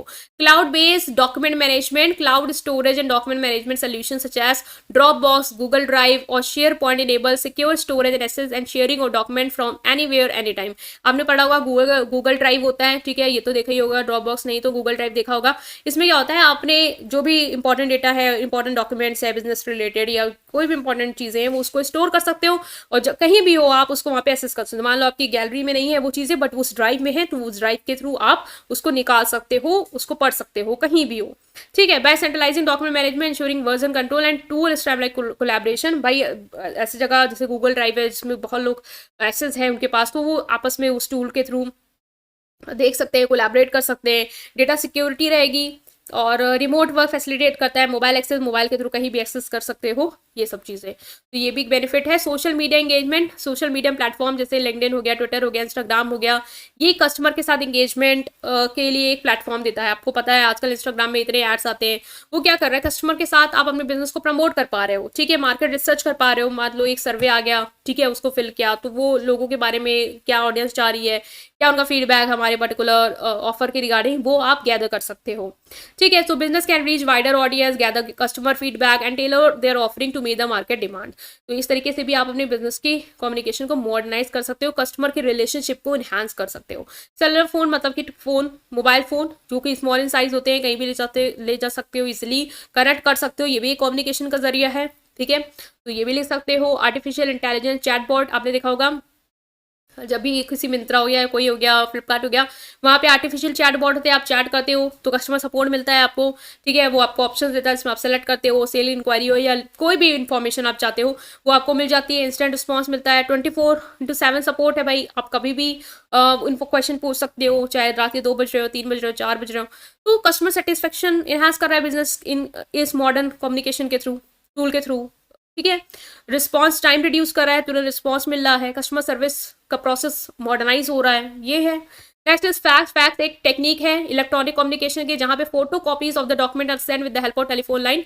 जैसे कोई भी आपको डॉक्यूमेंट की फोटो कॉपी भेजनी है तो टेलीफोन लाइन के थ्रू ये मशीन जो है वो हेल्प करती है आपको सेंड करने में, ठीक है। तो ये भी एक बहुत ही क्विक फास्ट वे है इन्फॉर्मेशन को, विजुअल मटेरियल जैसे photograph, diagram, documents, copies of art work उसको शेयर करने के लिए। तो ये भी आपके एक कम्युनिकेशन में क्या कर रहा है, हेल्प कर रहा है, उसको इफेक्टिव बना रहा है। तो ये सारी चीजें, तो ये आप लिख आ सकते हो कि मॉडर्न टेक्निक ऑफ कम्युनिकेशन कौन कौन सी हैं और क्या इसका एक यूज है, जो आपने देखा कि ये आपके कस्टमर एक्सपीरियंस को, एफिशिएंसी को, प्रोडक्टिविटी को इंक्रीज करता है, एनहांस करता है। तो ये वाला क्वेश्चन भी हमने सॉल्व किया। मूव करते हैं नेक्स्ट क्वेश्चन के साथ। तो next question is body language. Body language के रिगार्डिंग था कि बॉडी लैंग्वेज क्या है, टाइप्स ऑफ बॉडी लैंग्वेज और इंपॉर्टेंस ऑफ बॉडी लैंग्वेज। तो body language refers to the non verbal signals and cues that individual use to communicate their thought, feelings and intention through physical gestures, facial expression, posture and movement. Body language में आपकी पूरी body की language आ जाएगी, means पूरी body के through आप कैसे communicate करते हैं वो आ जाएगा, चाहे वो आपका फेशियल एक्सप्रेशन हो, चाहे वो आपके फिजिकल जेस्चर्स हो, चाहे वो आपका पोस्चर हो, चाहे वो आपके मूवमेंट्स हो, उसके थ्रू जो अपने आप फीलिंग्स, इंटेंशन, थॉट्स को कम्युनिकेट करते हो, एक्सप्रेस करते हो, वो क्या है, आपका बॉडी लैंग्वेज है, ठीक है। ये इंपॉर्टेंट रोल प्ले करता ही करता है। आपको पता है जब भी आप कोई चीज़ एक्सप्रेस कर रहे हो, बोल रहे थे, तो ऐसा तो है नहीं आप एक्सप्रेशन लेस बोल रहे हो या फिजिकल जेस्चर्स आपके नहीं है, होंगे ही होंगे। तो वो आपके बेसिकली इंटरेक्शंस में क्या करता है, इंपॉर्टेंट रोल प्ले करता है, ठीक है। इन्फ्लुएंस करता है कि कैसे मैसेज को परसीव या अंडरस्टूड किया जाए। तो अंडरस्टैंडिंग बॉडी लैंग्वेज को समझना बहुत इंपॉर्टेंट है, ताकि आप कम्युनिकेट कर पाओ इफेक्टिवली, अपने रिलेशनशिप को क्या कर पाओ, इंपॉर्टेंट या बेटर बना पाओ, ठीक है। सो टाइप्स की बात करेंगे और सिग्निफिकेंस की बात करेंगे। तो टाइप्स आप लिख के आ सकते हो इस तरीके से कि ये टाइप्स हैं, ठीक है। Facial expression, gesture, posture, eye contact या प्रॉक्सिमिटी, ये सब फेशियल एक्सप्रेशन बेसिकली है फेस की जो एक्सप्रेशन है जो आपके इमोशंस को कन्वे कर रहा है, like happiness, sad, anger, surprise, ठीक है। स्माइलिंग हो सकती है, फ्राउनिंग हो सकती है, रेजिंग आईब्रोज हो सकती है, स्क्विंटिंग हो सकती है।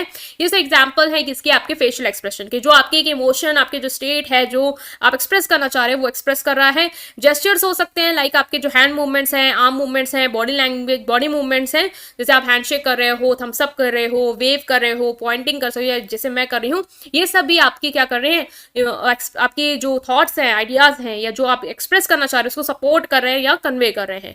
पोस्चर आप किस तरीके से बैठते हो, उठते हो, खड़े होते हो, ठीक है, वो सब चीजें आपकी चीज़ों को कम्युनिकेट कर रहे होते। If you are in a relax posture, it shows कि आप रिलैक्स हो, ठीक है। और अगर आप बहुत ज़्यादा मतलब ऐसे पोस्चर में हो जहाँ पे आप आप शो कर रहे हो कि यू आर कॉन्फिडेंट, अगर आपने क्लोज्ड पोस्चर लिया है या स्लाउच हो, ऐसे बैठे हो आराम से, तो दिखा रहा है कि आप डिस्कम्फर्ट हो या इनसिक्योरिटी है या डिफेंसिव हो, ये सब चीज़ें। तो ये भी कम्युनिकेट कर रहा है आपकी चीज़ों को।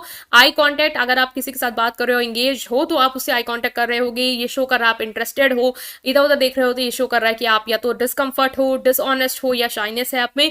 प्रॉक्सिमिटी, जो डिस्टेंस है, फिजिकल डिस्टेंस जो आपने बातचीत करते समय मेंटेन किया है, वो भी इंपॉर्टेंट होता है। अलग अलग कल्चर में अलग अलग नॉर्म्स हैं जो प्रॉक्सिमिटी के रिगार्डिंग, कुछ लोग क्या है बहुत ही कम फिजिकल डिस्टेंस रखते हैं एक दूसरे से कम्युनिकेट करने में, ठीक है। कुछ लोग जो है वो डिस्टेंस मेंटेन करके बातचीत करते हैं। तो ये भी एक कम्युनिकेट कर रहा है कि आप किस तरीके से ट्रीट कर रहे हो लोगों को, या क्या कम्युनिकेट कर रहे हो उस के थ्रू। अगर आप कम डिस्टेंस हो जहाँ पे इसको कंसिडर किया जाता है closer physical distance is important या अच्छा है, तो वहाँ पे उनको लग रहा हो कि आप उसके साथ रिस्पेक्टफुली बिहेव कर रहे हो या फिर इंगेज हो उसकी बातों को अंडरस्टैंड करने में और उसको वैल्यू कर रहे हो, या फिर ज़्यादा दूर वहाँ पे नहीं कंसिडर किया जाता तो वो डिसरिस्पेक्ट कंसिडर करेंगे। ठीक है, तो ये हो गया। बॉडी लैंग्वेज की इंपॉर्टेंस क्या है?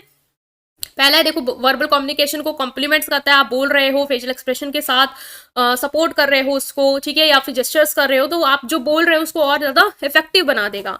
कॉम्प्रीहेंशन इन्हांस कर देता है, मतलब मैसेज में और डेप्थ और क्लैरिटी जोड़ देता है। आपको भी पता है जब आप जेस्चर्स के थ्रू या इमोशंस कुछ भी कन्वे कर रहे हो उसके साथ वैसे ही एक्सप्रेशन दे रहे हो तो वो और क्लियर कर देता है कि आप गुस्से में ही चीज़ों को बोल रहे हो, अगर गुस्से वाला ही फेस बना रहे हो। Facilitate understanding of true meaning behind spoken word, spoken words के बिहाइंड क्या सही मीनिंग है वो आपको अंडरस्टैंड करने में हेल्प करता है बॉडी लैंग्वेज। बोल कुछ रहे हो लेकिन मान लो कि फीलिंग कुछ और है, तो फिर अगर आपके फेस पे वो दिख रही है तो वो अलग से आपको समझ में आ जाएगी सामने वाले को कि बोल भले ही ऐसे रहे हो लेकिन फील कुछ अलग ही कर रहे हैं। क्रूशियल रोल प्ले करता है रिलेशनशिप इस्टेब्लिश करने में, पॉजिटिव इंप्रेशन क्रिएट करने में, ठीक है, एक अच्छा कम्युनिकेशन बिल्ड करने में ये क्या करता है, इंपॉर्टेंट रोल प्ले करता है। इफेक्टिव कम्युनिकेशन, चाहे वो सोशल हो या प्रोफेशनल, चाहे आप सोशली फैमिली में बात कर रहे हो या फिर प्रोफेशनली ऑर्गेनाइजेशन में बात कर रहे हो, कम्युनिकेशन को क्या करता है, इफेक्टिव बनाता है। ठीक है, बॉडी लैंग्वेज के थ्रू कम्युनिकेशन क्या हो जाता है और इफेक्टिव हो जाता है, ईजी टू अंडरस्टैंड हो जाता है, आपके कॉन्फिडेंस को एक्सप्रेस करने में हेल्प करता है। भाई कॉन्फिडेंटली बोल रहे हो, हम देखो कोई मीटिंग कर रहे होते हैं बहुत ही कॉन्फिडेंसली अपने हैंड जेस्चर्स मूवमेंट के थ्रू कम्युनिकेट कर रहे हैं, वर्ड्स लैंग्वेज अलग टोन में है, ठीक है, कॉन्फिडेंशियल टोन कॉन्फिडेंट टोन में है और बॉडी जेस्चर्स भी शो कर रहे हैं, they are very enthusiastic, very energetic, तो वो भी एक्सप्रेस कर रहा होता है आपका कॉन्फिडेंस, आप ऑथेंटिक हो या नहीं, ये सब। ठीक है, तो ये था आपका कि बॉडी लैंग्वेज क्या है, टाइप्स क्या है, इंपॉर्टेंस क्या है, तो ये क्वेश्चन हमने डिस्कस किया। नेक्स्ट जो क्वेश्चन है आपका वो है बिजनेस रिपोर्ट को लेके कि बिजनेस रिपोर्ट क्या होती है। बिजनेस रिपोर्ट क्या है, एक फॉर्मल डॉक्यूमेंट है, ऑफिशियल डॉक्यूमेंट है जो डिटेल इन्फॉर्मेशन प्रोवाइड करता है, that provide detail information, analysis and recommendation on a specific topic, issues और project with in a business context. मान लो बिजनेस के कॉन्टेक्ट के रिगार्डिंग कोई स्पेसिफिक टॉपिक है या कोई इशू है या प्रोजेक्ट है जिसके रिगार्डिंग आपने रिपोर्ट तैयार किया है, तो रिपोर्ट बेसिकली क्या होगा, एक फॉर्मल डॉक्यूमेंट होगा जो उस पूरे टॉपिक के रिगार्डिंग डिटेल इन्फॉर्मेशन या उससे आप क्या एनालाइज करते हो उस टॉपिक के बारे में या आप रिकमेंड कर रहे हो उस टॉपिक के बाद, वो पूरी एक बिजनेस रिपोर्ट में होता है। आपने देखा होगा रिपोर्ट, ठीक है, मेडिकल रिपोर्ट भी होती है या एजुकेशनल रिपोर्ट भी होती है, वहां पे भी आपके बारे में पूरी डिटेल इन्फॉर्मेशन, स्टूडेंट कैसा, उसका प्रॉपर एनालिसिस या क्या रिकमेंड कर रहे हैं उनकी परफॉर्मेंस के रिगार्डिंग, वो सब चीजें होती हैं। तो बिजनेस में भी उसी तरीके की रिपोर्ट प्रिपेयर की जाती है। टूल होता है डिसीजन मेकिंग में, भाई जो रिपोर्ट होती है उसके बेसिस पर आप डिसीजन ले सकते हो, पर्टिकुलर टॉपिक के रिगार्डिंग या इशू के रिगार्डिंग या प्रोजेक्ट के रिगार्डिंग कम्युनिकेट कर सकते हो, प्रॉब्लम सॉल्व कर सकते हो उससे रिगार्डिंग, जो भी डेटा है उसमें सर्च आउट करके कि क्या प्रॉब्लम है, सोल्यूशन क्या हो सकता है, उस डेटा से आप क्या समझ पा रहे हो, वो सब चीज़ें आपको हेल्प करेंगी। ठीक है, जो रिसर्च की है आपसे उसमें आपने क्या फाइंड किया है, क्या आप उससे एनालाइज कर पा रहे हो, क्या इवेल्युएट कर पा रहे हो, वो सब आप रिपोर्ट में प्रेजेंट करते हो। तो एसेंशियल क्या है, अच्छी रिपोर्ट क्या होती है, जिसमें ये सारी चीजें हो। पहला, ऑब्जेक्टिव क्लियर हो, रिपोर्ट बनी किस लिए है, उसका पर्पस क्या है, उसका स्कोप क्या है, कौन सी इंफॉर्मेशन वो कवर कर रही है, वो सब कुछ जो गोल से ऑब्जेक्टिव है उसके रिगार्डिंग ही उसमें इंक्लूडेड होना चाहिए। तो ऐसी रिपोर्ट हो जो ऑब्जेक्टिव जिस लिए वो बनाई गई है उसको पूरा करती हुई नजर आए। ठीक है, तो इस तरीके से आप इसको भी लिख सकते हैं पॉइंट्स में कि क्या क्या फीचर हो सकते हैं, एसेंशियल हो सकते हैं गुड रिपोर्ट की, clear objective, comprehensive research, structure format, concise and precise language, visual element, objective analysis, actionable recommendation, ये सब। नेक्स्ट है कॉम्प्रिहेंसिव रिसर्च होनी चाहिए, मीन्स रिपोर्ट प्रिपेयर की है तो डेटा आपने फाइंड आउट किया होगा, इन्फॉर्मेशन फाइंड आउट किया होगा, तभी आपने रिपोर्ट तैयार की होगी उस प्रोजेक्ट पर्टिकुलर टॉपिक्स रिगार्डिंग। मान लो कोई टॉपिक ग्लोबल वार्मिंग, उसके रिगार्डिंग आपने डेटा गैदर किया होगा, एविडेंस गैदर की होंगी कि क्यों ग्लोबल वार्मिंग हो रही है, क्या प्रूफ है इसका, किसी वजह से हो रही है, फिर कंक्लूजन दिया होगा अपने रिपोर्ट में। तो पूरी रिसर्च प्रॉपर होनी चाहिए उस चीज़ के लिए। रिलायबल सोर्सेस, ऐसे सोर्सेस से ही डेटा गैदर करना है जिसपे आप भरोसा कर सकते हो। स्ट्रक्चर फॉर्मेट हो, रिपोर्ट जो है बिल्कुल एक फॉर्मेट में तैयार हो, पहले इंट्रोडक्शन हो, फिर बैकग्राउंड इन्फॉर्मेशन हो, किस मेथड से कलेक्ट किया है, क्या फाइंडिंग्स हैं, क्या एनालाइज कर रहे हो, क्या कंक्लूजन है, क्या रिकमेंड कर रहे हो, वो एक सीरीज में एक लॉजिकल वे में आप क्या करो तैयार करना है। कंसाइज एंड प्रिसाइज लैंग्वेज, जो लैंग्वेज यूज कर रहे हो वो सिंपल हो, क्लियर हो, टेक्निकल टर्म नहीं यूज करने जो सामने वाली ऑडियंस समझ ही ना पाए। स्ट्रेट फॉरवर्ड मैनर में आपको रिपोर्ट में चीजों को प्रेजेंट करना है। ठीक है, रिपीट हो गया। विजुअल एलिमेंट, आप विजुअल एलिमेंट जैसे डायग्राम हो गए, चार्ट्स हो गए, ये सब चीजें इंसर्ट कर सकते हो जिससे आप कॉम्प्लेक्स इन्फॉर्मेशन को इजी बना दो। ठीक है, विजुअल होगा तो सामने वाला देख के ज्यादा अच्छे से समझ पाएगा। Objective analysis, present finding analysis objectively without bias और पर्सनल ओपिनियन। जो भी डेटा है आपका, ठीक है, उसको आपको इंटरप्रेट करना है प्रॉपरली। एविडेंस जो है उसको एक्यूरेटली अंडरस्टैंड करना है। जिस लिए भी आपने जो भी रिपोर्ट तैयार की है उसका ऑब्जेक्टिव जो है उसको प्रॉपरली एनालाइज करना बिना किसी बायसनेस के या पर्सनल ओपिनियंस के। ठीक है, प्रॉपर एनालाइज करना है आपको कि किस पर्पज से आपने किया है, तैयार किया है, डेटा क्या आपने निकाला है, उसको प्रॉपरली इंटरप्रेट करना, एविडेंस को इकट्ठा करके उसको प्रॉपरली प्रेजेंट करना, कॉन्टेक्स्ट देना, एक्सप्लेनेशन देना जो आपके कंक्लूजन को सपोर्ट कर रहे हो। ठीक है, जो भी आपने फाइंडिंग ली है, जो भी आप प्रेजेंट कर रहे हो, उसको सपोर्ट करने के लिए प्रॉपर एविडेंस देना ताकि सामने वाला कोई एक प्रूफ मिल जाए कि ये चीज़ क्यों है। एक्शनेबल रिकमेंडेशन इंक्लूड कर सकते हैं, मतलब कि एक अच्छी रिपोर्ट में रिकमेंडेशन होती हैं जिनके बेसिस पे आप एक्शन ले सकते हो। ठीक है, जो भी आपने डेटा प्रेजेंट किया है या फाइंड किया है, जो भी रिपोर्ट में प्रेजेंट किया है, जो भी एनालाइज किया है, उसमें जो भी रिकमेंडेशन दे रहे हो कि इस चीज़ पर हम ये काम करेंगे, ठीक है, जैसे ग्लोबल वार्मिंग हम पेड़ लगाएंगे, ये सब करेंगे, तो वो भी जो भी आप रिकमेंड कर रहे हो उसका सोल्यूशन वो प्रैक्टिकल हो, वो कर पाए, रियलिस्टिक हो, और जो इश्यूज हैं, जो अपॉर्चुनिटीज हैं, उसको से रिलेटेड हो। प्रोफेशनल प्रेजेंटेशन होनी चाहिए, फॉन्ट वगैरह सही हो, लेआउट अच्छी हो, डिजाइन अच्छी हो, प्रोफेशनल लुकिंग डॉक्यूमेंट, ऐसा लोग किसी बच्चे ने बनाई है रिपोर्ट, ऐसा नहीं होना चाहिए। टाइमलीनेस, रिपोर्ट आपको टाइम पर डिलीवर करनी है। ठीक है, कोई मीटिंग है जिसके रिगार्डिंग वो रिपोर्ट तैयार करनी थी, तो ऐसा ना हो मीटिंग ओवर हो जाए, खत्म हो जाए, उसकी डेडलाइन चली जाए, तब आप रिपोर्ट प्रेजेंट कर रहे हो, फिर उस रिपोर्ट का कोई काम नहीं रह जाएगा। ऑडियंस को कंसीडर करते ही रिपोर्ट तैयार करनी है, आपकी ऑडियंस क्या एक्सपेक्ट कर रही है उस तरीके से आपको रिपोर्ट तैयार करनी है, उसकी कितनी नॉलेज है, उसका एक्सपर्टीज लेवल कैसा है, स्पेसिफिक इंटरेस्ट क्या है उसका, उस हिसाब से आपको रिपोर्ट जो है वो तैयार करनी है। ठीक है, ऑडियंस को कंसीडर करते हुए। तो ये था आपका क्वेश्चन जो कि था रिपोर्ट से रिलेटेड, कि रिपोर्ट क्या है, बिजनेस रिपोर्ट, और उसमें क्या क्या चीजें होनी चाहिए, तो ये हमने डिस्कस किया। नेक्स्ट जो लास्ट क्वेश्चन है वो है आपका इफेक्टिव कम्युनिकेशंस के प्रिंसिपल, तो उसको हम डिस्कस करेंगे। और एक और था, ठीक है, 31 का ए है पहला, इफेक्टिव कम्युनिकेशन के प्रिंसिपल, ये हमने डिस्कस करना है। तो ये डायग्राम है और ये प्रिंसिपल है। तो इफेक्टिव कम्युनिकेशन में प्रिंसिपल कौन कौन से हो सकते हैं? कम्युनिकेशन इफेक्टिव कब होगा?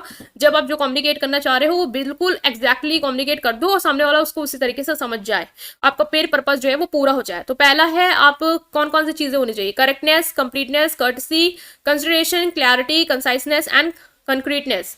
ठीक है, तो क्लैरिटी मतलब क्या है कि जो भी कम्युनिकेशन हो, जो भी मैसेज हो वो क्लियर हो और इजी टू अंडरस्टैंड हो, सामने वाला उसको समझ पाए। ठीक है, सिंपल लैंग्वेज यूज करनी है, टेक्निकल जॉर्गन वगैरह नहीं यूज करने हैं। ऐसी ही चीजों को आपको एक्सप्रेस करना है जहाँ पे क्लैरिटी हो, मतलब मैसेज जो है वो लैंग्वेज इजी हो, सामने वाला समझ पाए। ऐसा ना हो कि आपने कोई ऐसे कठोर वर्ड यूज करे जो सामने वाला समझ ही नहीं पा रहा इसका मीनिंग क्या है। कंसाइज हो, communicate your message efficiently by conveying the essential information without unnecessary detail, मतलब कि कंसाइज, एक ब्रीफ में आपको मैसेज जो है वो एक्सप्लेन करना है। ठीक है, अननेसेसरी उसको बढ़ा चढ़ा के कुछ नहीं लिखने की जरूरत है, इन्फॉर्मेशन ओवरलोड नहीं करनी है, उतनी इन्फॉर्मेशन देनी है जो रेलिवेंट हो। Concreteness, use specific and tangible language to make sure your message more vivid and tangible. Provide concrete example, fact and detail to support. Concreteness होनी चाहिए, मीन्स आपका जो भी मैसेज है वो स्पेसिफिक हो। ठीक है, जिस ऑब्जेक्टिव के थ्रू या जो ऑब्जेक्टिव के लिए आप एक्सप्लेन कर रहे हो, कम्युनिकेट कर रहे हो, वो पूरा करता हो। एग्जाम्पल्स दोगे, फैक्ट दोगे, डिटेल दोगे जो आपके पॉइंट को सपोर्ट कर रहा हो। ठीक है, जो याद रख पाए सामने वाला, ऐसा कम्युनिकेशन में आपकी चीजें होनी चाहिए। करेक्टनेस मतलब क्या है कि जो भी आपका मैसेज है वो एक्यूरेट हो। ठीक है, कम्युनिकेशन जो है करेक्ट हो, मतलब ग्रामर करेक्ट यूज करी हो, स्पेलिंग सही हो, प्रोनाउंसिएशन सही हो, पंक्चुएशन सही हो, जैसे लिख रहे हो तो प्रॉपर लिखो, स्पेलिंग मिस्टेक नहीं करनी है, ग्रामर गलत नहीं होना है। ठीक है, हर फैक्ट और इन्फॉर्मेशन को वेरीफाई करके आपको देना ताकि मिसअंडरस्टैंडिंग ना हो, कंप्लीट हो, मतलब जितनी इन्फॉर्मेशन आपने देनी है सारी इन्फॉर्मेशन दो। ठीक है, कोई भी इंपॉर्टेंट डिटेल मिस आउट नहीं करनी है कि सामने वाला कंफ्यूज रहे। कर्टसी होनी चाहिए, रिस्पेक्ट के साथ, पोलाइटनेस के साथ बातचीत करनी है, कम्युनिकेट करना है, ऑडियंस के टुवर्ड एम्पैथी रखनी है, मीन समझना है सामने वाला किस स्टेट पे है, उस हिसाब से ही उससे कम्युनिकेट करना है। फ्रेंडली टोन हो आपकी, पॉजिटिव टोन हो, अप्रिशिएशन शो करो ऑडियंस के अटेंशन के टुवर्ड, अगर वो अटेंशन देना तो उसको अप्रिशिएट करो टाइम टू टाइम। कंसिडरेशन क्या है कि जो ऑडियंस है उसकी नीड को, उसके इंटरेस्ट को ध्यान में रखते हुए ही अपना मैसेज क्या करना है, ड्राफ्ट करना है। ठीक है, कि वो किस तरीके से मेरे मैसेज को समझ सकता है, उसकी लैंग्वेज क्या है, वो इतना हार्ड मतलब एक्सप्लेनेशन समझ पाएगा नहीं समझ पाएगा, उसके लिए इजी जाना है जिससे वो ज़्यादा इंगेज हो पाए, लाइक उसको ज़्यादा एग्जाम्पल्स के थ्रू समझ आएगा तो हम वो इंक्लूड करेंगे, वो सब। तो ये पॉइंट जो है ना 1 2 3 और यहाँ पे ये ठीक है ना ऑर्डर 4 5 6 7 7 प्रिंसिपल हैं आपके इफेक्टिव कम्युनिकेशन की। करेक्ट हो, कंप्लीट हो, courtesy, consideration, clarity, conciseness and concreteness. ठीक है, नेक्स्ट जो 13 का बी था वो था एम्पैथेटिक लिसनिंग। क्या है? Empathetic listening is a communication skill that involves not only hearing what someone is saying but also understanding and acknowledging their emotions, perspective and their experiences. Empathetic listening मतलब क्या है? Listening means क्या है? सुनना। लेकिन सिर्फ सुनना ही नहीं है, यहाँ पे आप जो सुन रहे हैं, जो सामने वाला आपको बोल रहा है उसको समझने के लिए सुन रहे हैं, उसके इमोशंस को अंडरस्टैंड करने के लिए सुन रहे हैं, उसके पर्सपेक्टिव को समझने के लिए, एक्नॉलेज करने के लिए। It goes beyond simply providing a passive ear and involves actively engaging with speaker feeling and concern। जैसे कि अगर आप कोई अपना मान लो आप कोई अपनी बहुत ही दुखी कहानी सुना रहे हैं सामने वाले को, तो कुछ लोग होंगे जो सिर्फ उसको सुन रहे होंगे क्योंकि उनको सुनना पड़ रहा है मजबूरी में बैठ के, लेकिन कुछ लोग होंगे जो उसको समझने के लिए सुन रहे होंगे, वो इसलिए सुन रहे होंगे क्योंकि वो आपके दर्द को फील कर पा रहे होंगे और वो जेन्युइनली आपके लिए कंसर्न होंगे। ठीक है, तो आपको एम्पैथेटिक लिसनिंग क्या है, उस तरीके से आपको सेकंड पार्ट में जाके सुनना है। ठीक है, आपको समझने के लिए सुनना है, उसको अंडरस्टैंड करने के लिए सुनना है, उसके फीलिंग, उसके कंसर्न के साथ इंगेज होना एक्टिवली, जैसे वो आपका ही कंसर्न बोल रहा हो। ठीक है, in empathetic listening individual strive to put themselves in the speaker shoes. Empathetic listening में क्या करते हो, आप स्पीकर के शूज में अपने आप को रखते हो, मीन्स आप उसको उस तरीके से सुन रहे हैं जैसे आप ही वो चीज बोल रहे हैं, वो जो उसका प्रॉब्लम है वो आपकी प्रॉब्लम है, इस तरीके से आप उसको सुन रहे हो, उस तरीके से आप उसका जेन्युइन केयर शो कर रहे हो, कंपैशन शो कर रहे हो, उस तरीके से आप उसकी एम्पैथी दे रहे हो उसको। ठीक है, paying close attention to verbal and non verbal cues, जो भी उसके जेस्चर्स हैं या जो भी उसकी बातें हैं उस पर आप पूरा अटेंशन दे रहे हो, उसके इमोशन को अंडरस्टैंड कर रहे हो, उसकी फीलिंग को समझ रहे हो बिना किसी जजमेंट दिए उसको, या उसकी चीजों को क्रिटिसाइज करके कि तुम ऐसा क्यों सोच रहे हो या तुम बेकार हो, तुम बेकार रो रहे हो, ऐसा नहीं करना है। By practising empathetic listening individual can build trust, strengthen relationship and foster deep connection with other. अगर आप एम्पैथेटिक लिसनिंग करते हो ना तो आपका ट्रस्ट बिल्ड कर पाते हो, भाई सामने वाला आप पे ट्रस्ट करेगा कि सामने वाला जो है मुझे सुनता है, इसलिए नहीं कि वो उसको बस सुनना पड़ रहा है मजबूरी में, बस इसलिए कि वो मेरे दर्द को अपने दर्द की तरह समझ पा रहा होता है। उससे क्या होगा, आपका रिलेशनशिप स्ट्रांग होगा। ठीक है, कनेक्शन आपका डीप होगा और ओपन और ऑनेस्ट कम्युनिकेशन को अलाउ करता है, इनकरेज करता है, भाई म्यूचुअल अंडरस्टैंडिंग होगी, कि सपोर्टिव इन्वायरमेंट होगा, एक दूसरे को समझोगे, रिस्पेक्ट करोगे, वैल्यू करोगे। Empathetic listening is particularly valuable in situation where individual are facing challenges, seeking support, expressing vulnerable emotions. Empathetic listening कहाँ पे आपकी सबसे ज्यादा वैल्यूबल होती है, जहां पे इंडिविजुअल चैलेंजेस फेस कर रहा है, लाइक जो सामने वाला जो आपसे बोल रहा है, जो आपको कम्युनिकेट कर रहा है, वो कोई बहुत बड़ी प्रॉब्लम में है, उसको सपोर्ट चाहिए, वो उसके इमोशन जो है वो वल्नरेबल है, वो ऐसे इमोशन एक्सप्रेस कर रहा है जो उसे हैंडल नहीं हो रहा है, तो वहां पे आपको कंपैशन लाना है, वहां पे आपको एम्पैथी लानी है, ताकि लिसनर को आप कंफर्ट दे पाओ, उसको रिएश्योर कर पाओ कि आप उसकी हेल्प के लिए हो, उसकी वेलबींग को एनहांस कर पाओ और पॉजिटिव आउटकम दे पाओ। भाई उसके इंटरेक्शन से सुन के सुनना ही नहीं है, समझ रहे हो उसको, तो उसको सोल्यूशन दे पाओ, उसको उस चीज से, उस प्रॉब्लम से बाहर ला पाओ। ठीक है, उस तरीके से आपको एम्पैथेटिक लिसनिंग करनी होती है। तो एम्पैथेटिक लिसनिंग कोई बहुत ही वो नहीं है कि कहाँ से आ गया, ये क्या होता है, ये एक आपके लाइफ में होता होगा। आप अपने फ्रेंड्स में भी बहुत लोग होते होंगे जो अपनी ऐसी प्रॉब्लम शेयर कर रहे होते होंगे जिसमें आप हंस नहीं सकते हो, आपको समझनी होगी, लाइक उनकी कोई फैमिली प्रॉब्लम है या उनका कोई रिलेशनशिप प्रॉब्लम है, तो फिर आपको वहाँ पे एम्पैथी लानी होगी, उस तरीके से सुनना होगा, ना कि मजाक उड़ाना या तुम्हारी भी ऐसी प्रॉब्लम है उस तरीके से नहीं होना। ठीक है, तो अपने आप को उसके शूज में रख के ऐसे सुनना है जैसे वो आपकी प्रॉब्लम है और आपको खुद को वही दुख है जो उसको है। ठीक है गाइस, सो आई होप कि आप ही समझ पाए जो भी हमने पेपर यहाँ पे सॉल्व किया बिजनेस कम्युनिकेशन का। ठीक है, मेरी तबियत नहीं ठीक है, देन टू मैंने आपके लिए वीडियो रिकॉर्ड करी है ताकि मैं आपको एक्सप्लेन कर पाऊँ। ठीक है, सो अवॉइड करेगा जो भी मतलब अगर वॉइस में भी आपको चेंज लग रहा है या कुछ भी, सो आई विल रिकवर। और हम नेक्स्ट इंपॉर्टेंट क्वेश्चन सीरीज में और भी पेपर को डिस्कस करने वाले हैं फर्दर। सो लाइक करेंगे, कमेंट करेंगे, शेयर करेंगे, प्लीज शेयर करिए अपने फ्रेंड्स के साथ, सब्सक्राइब दिस चैनल हुआ न्यू, राइट। Thank you.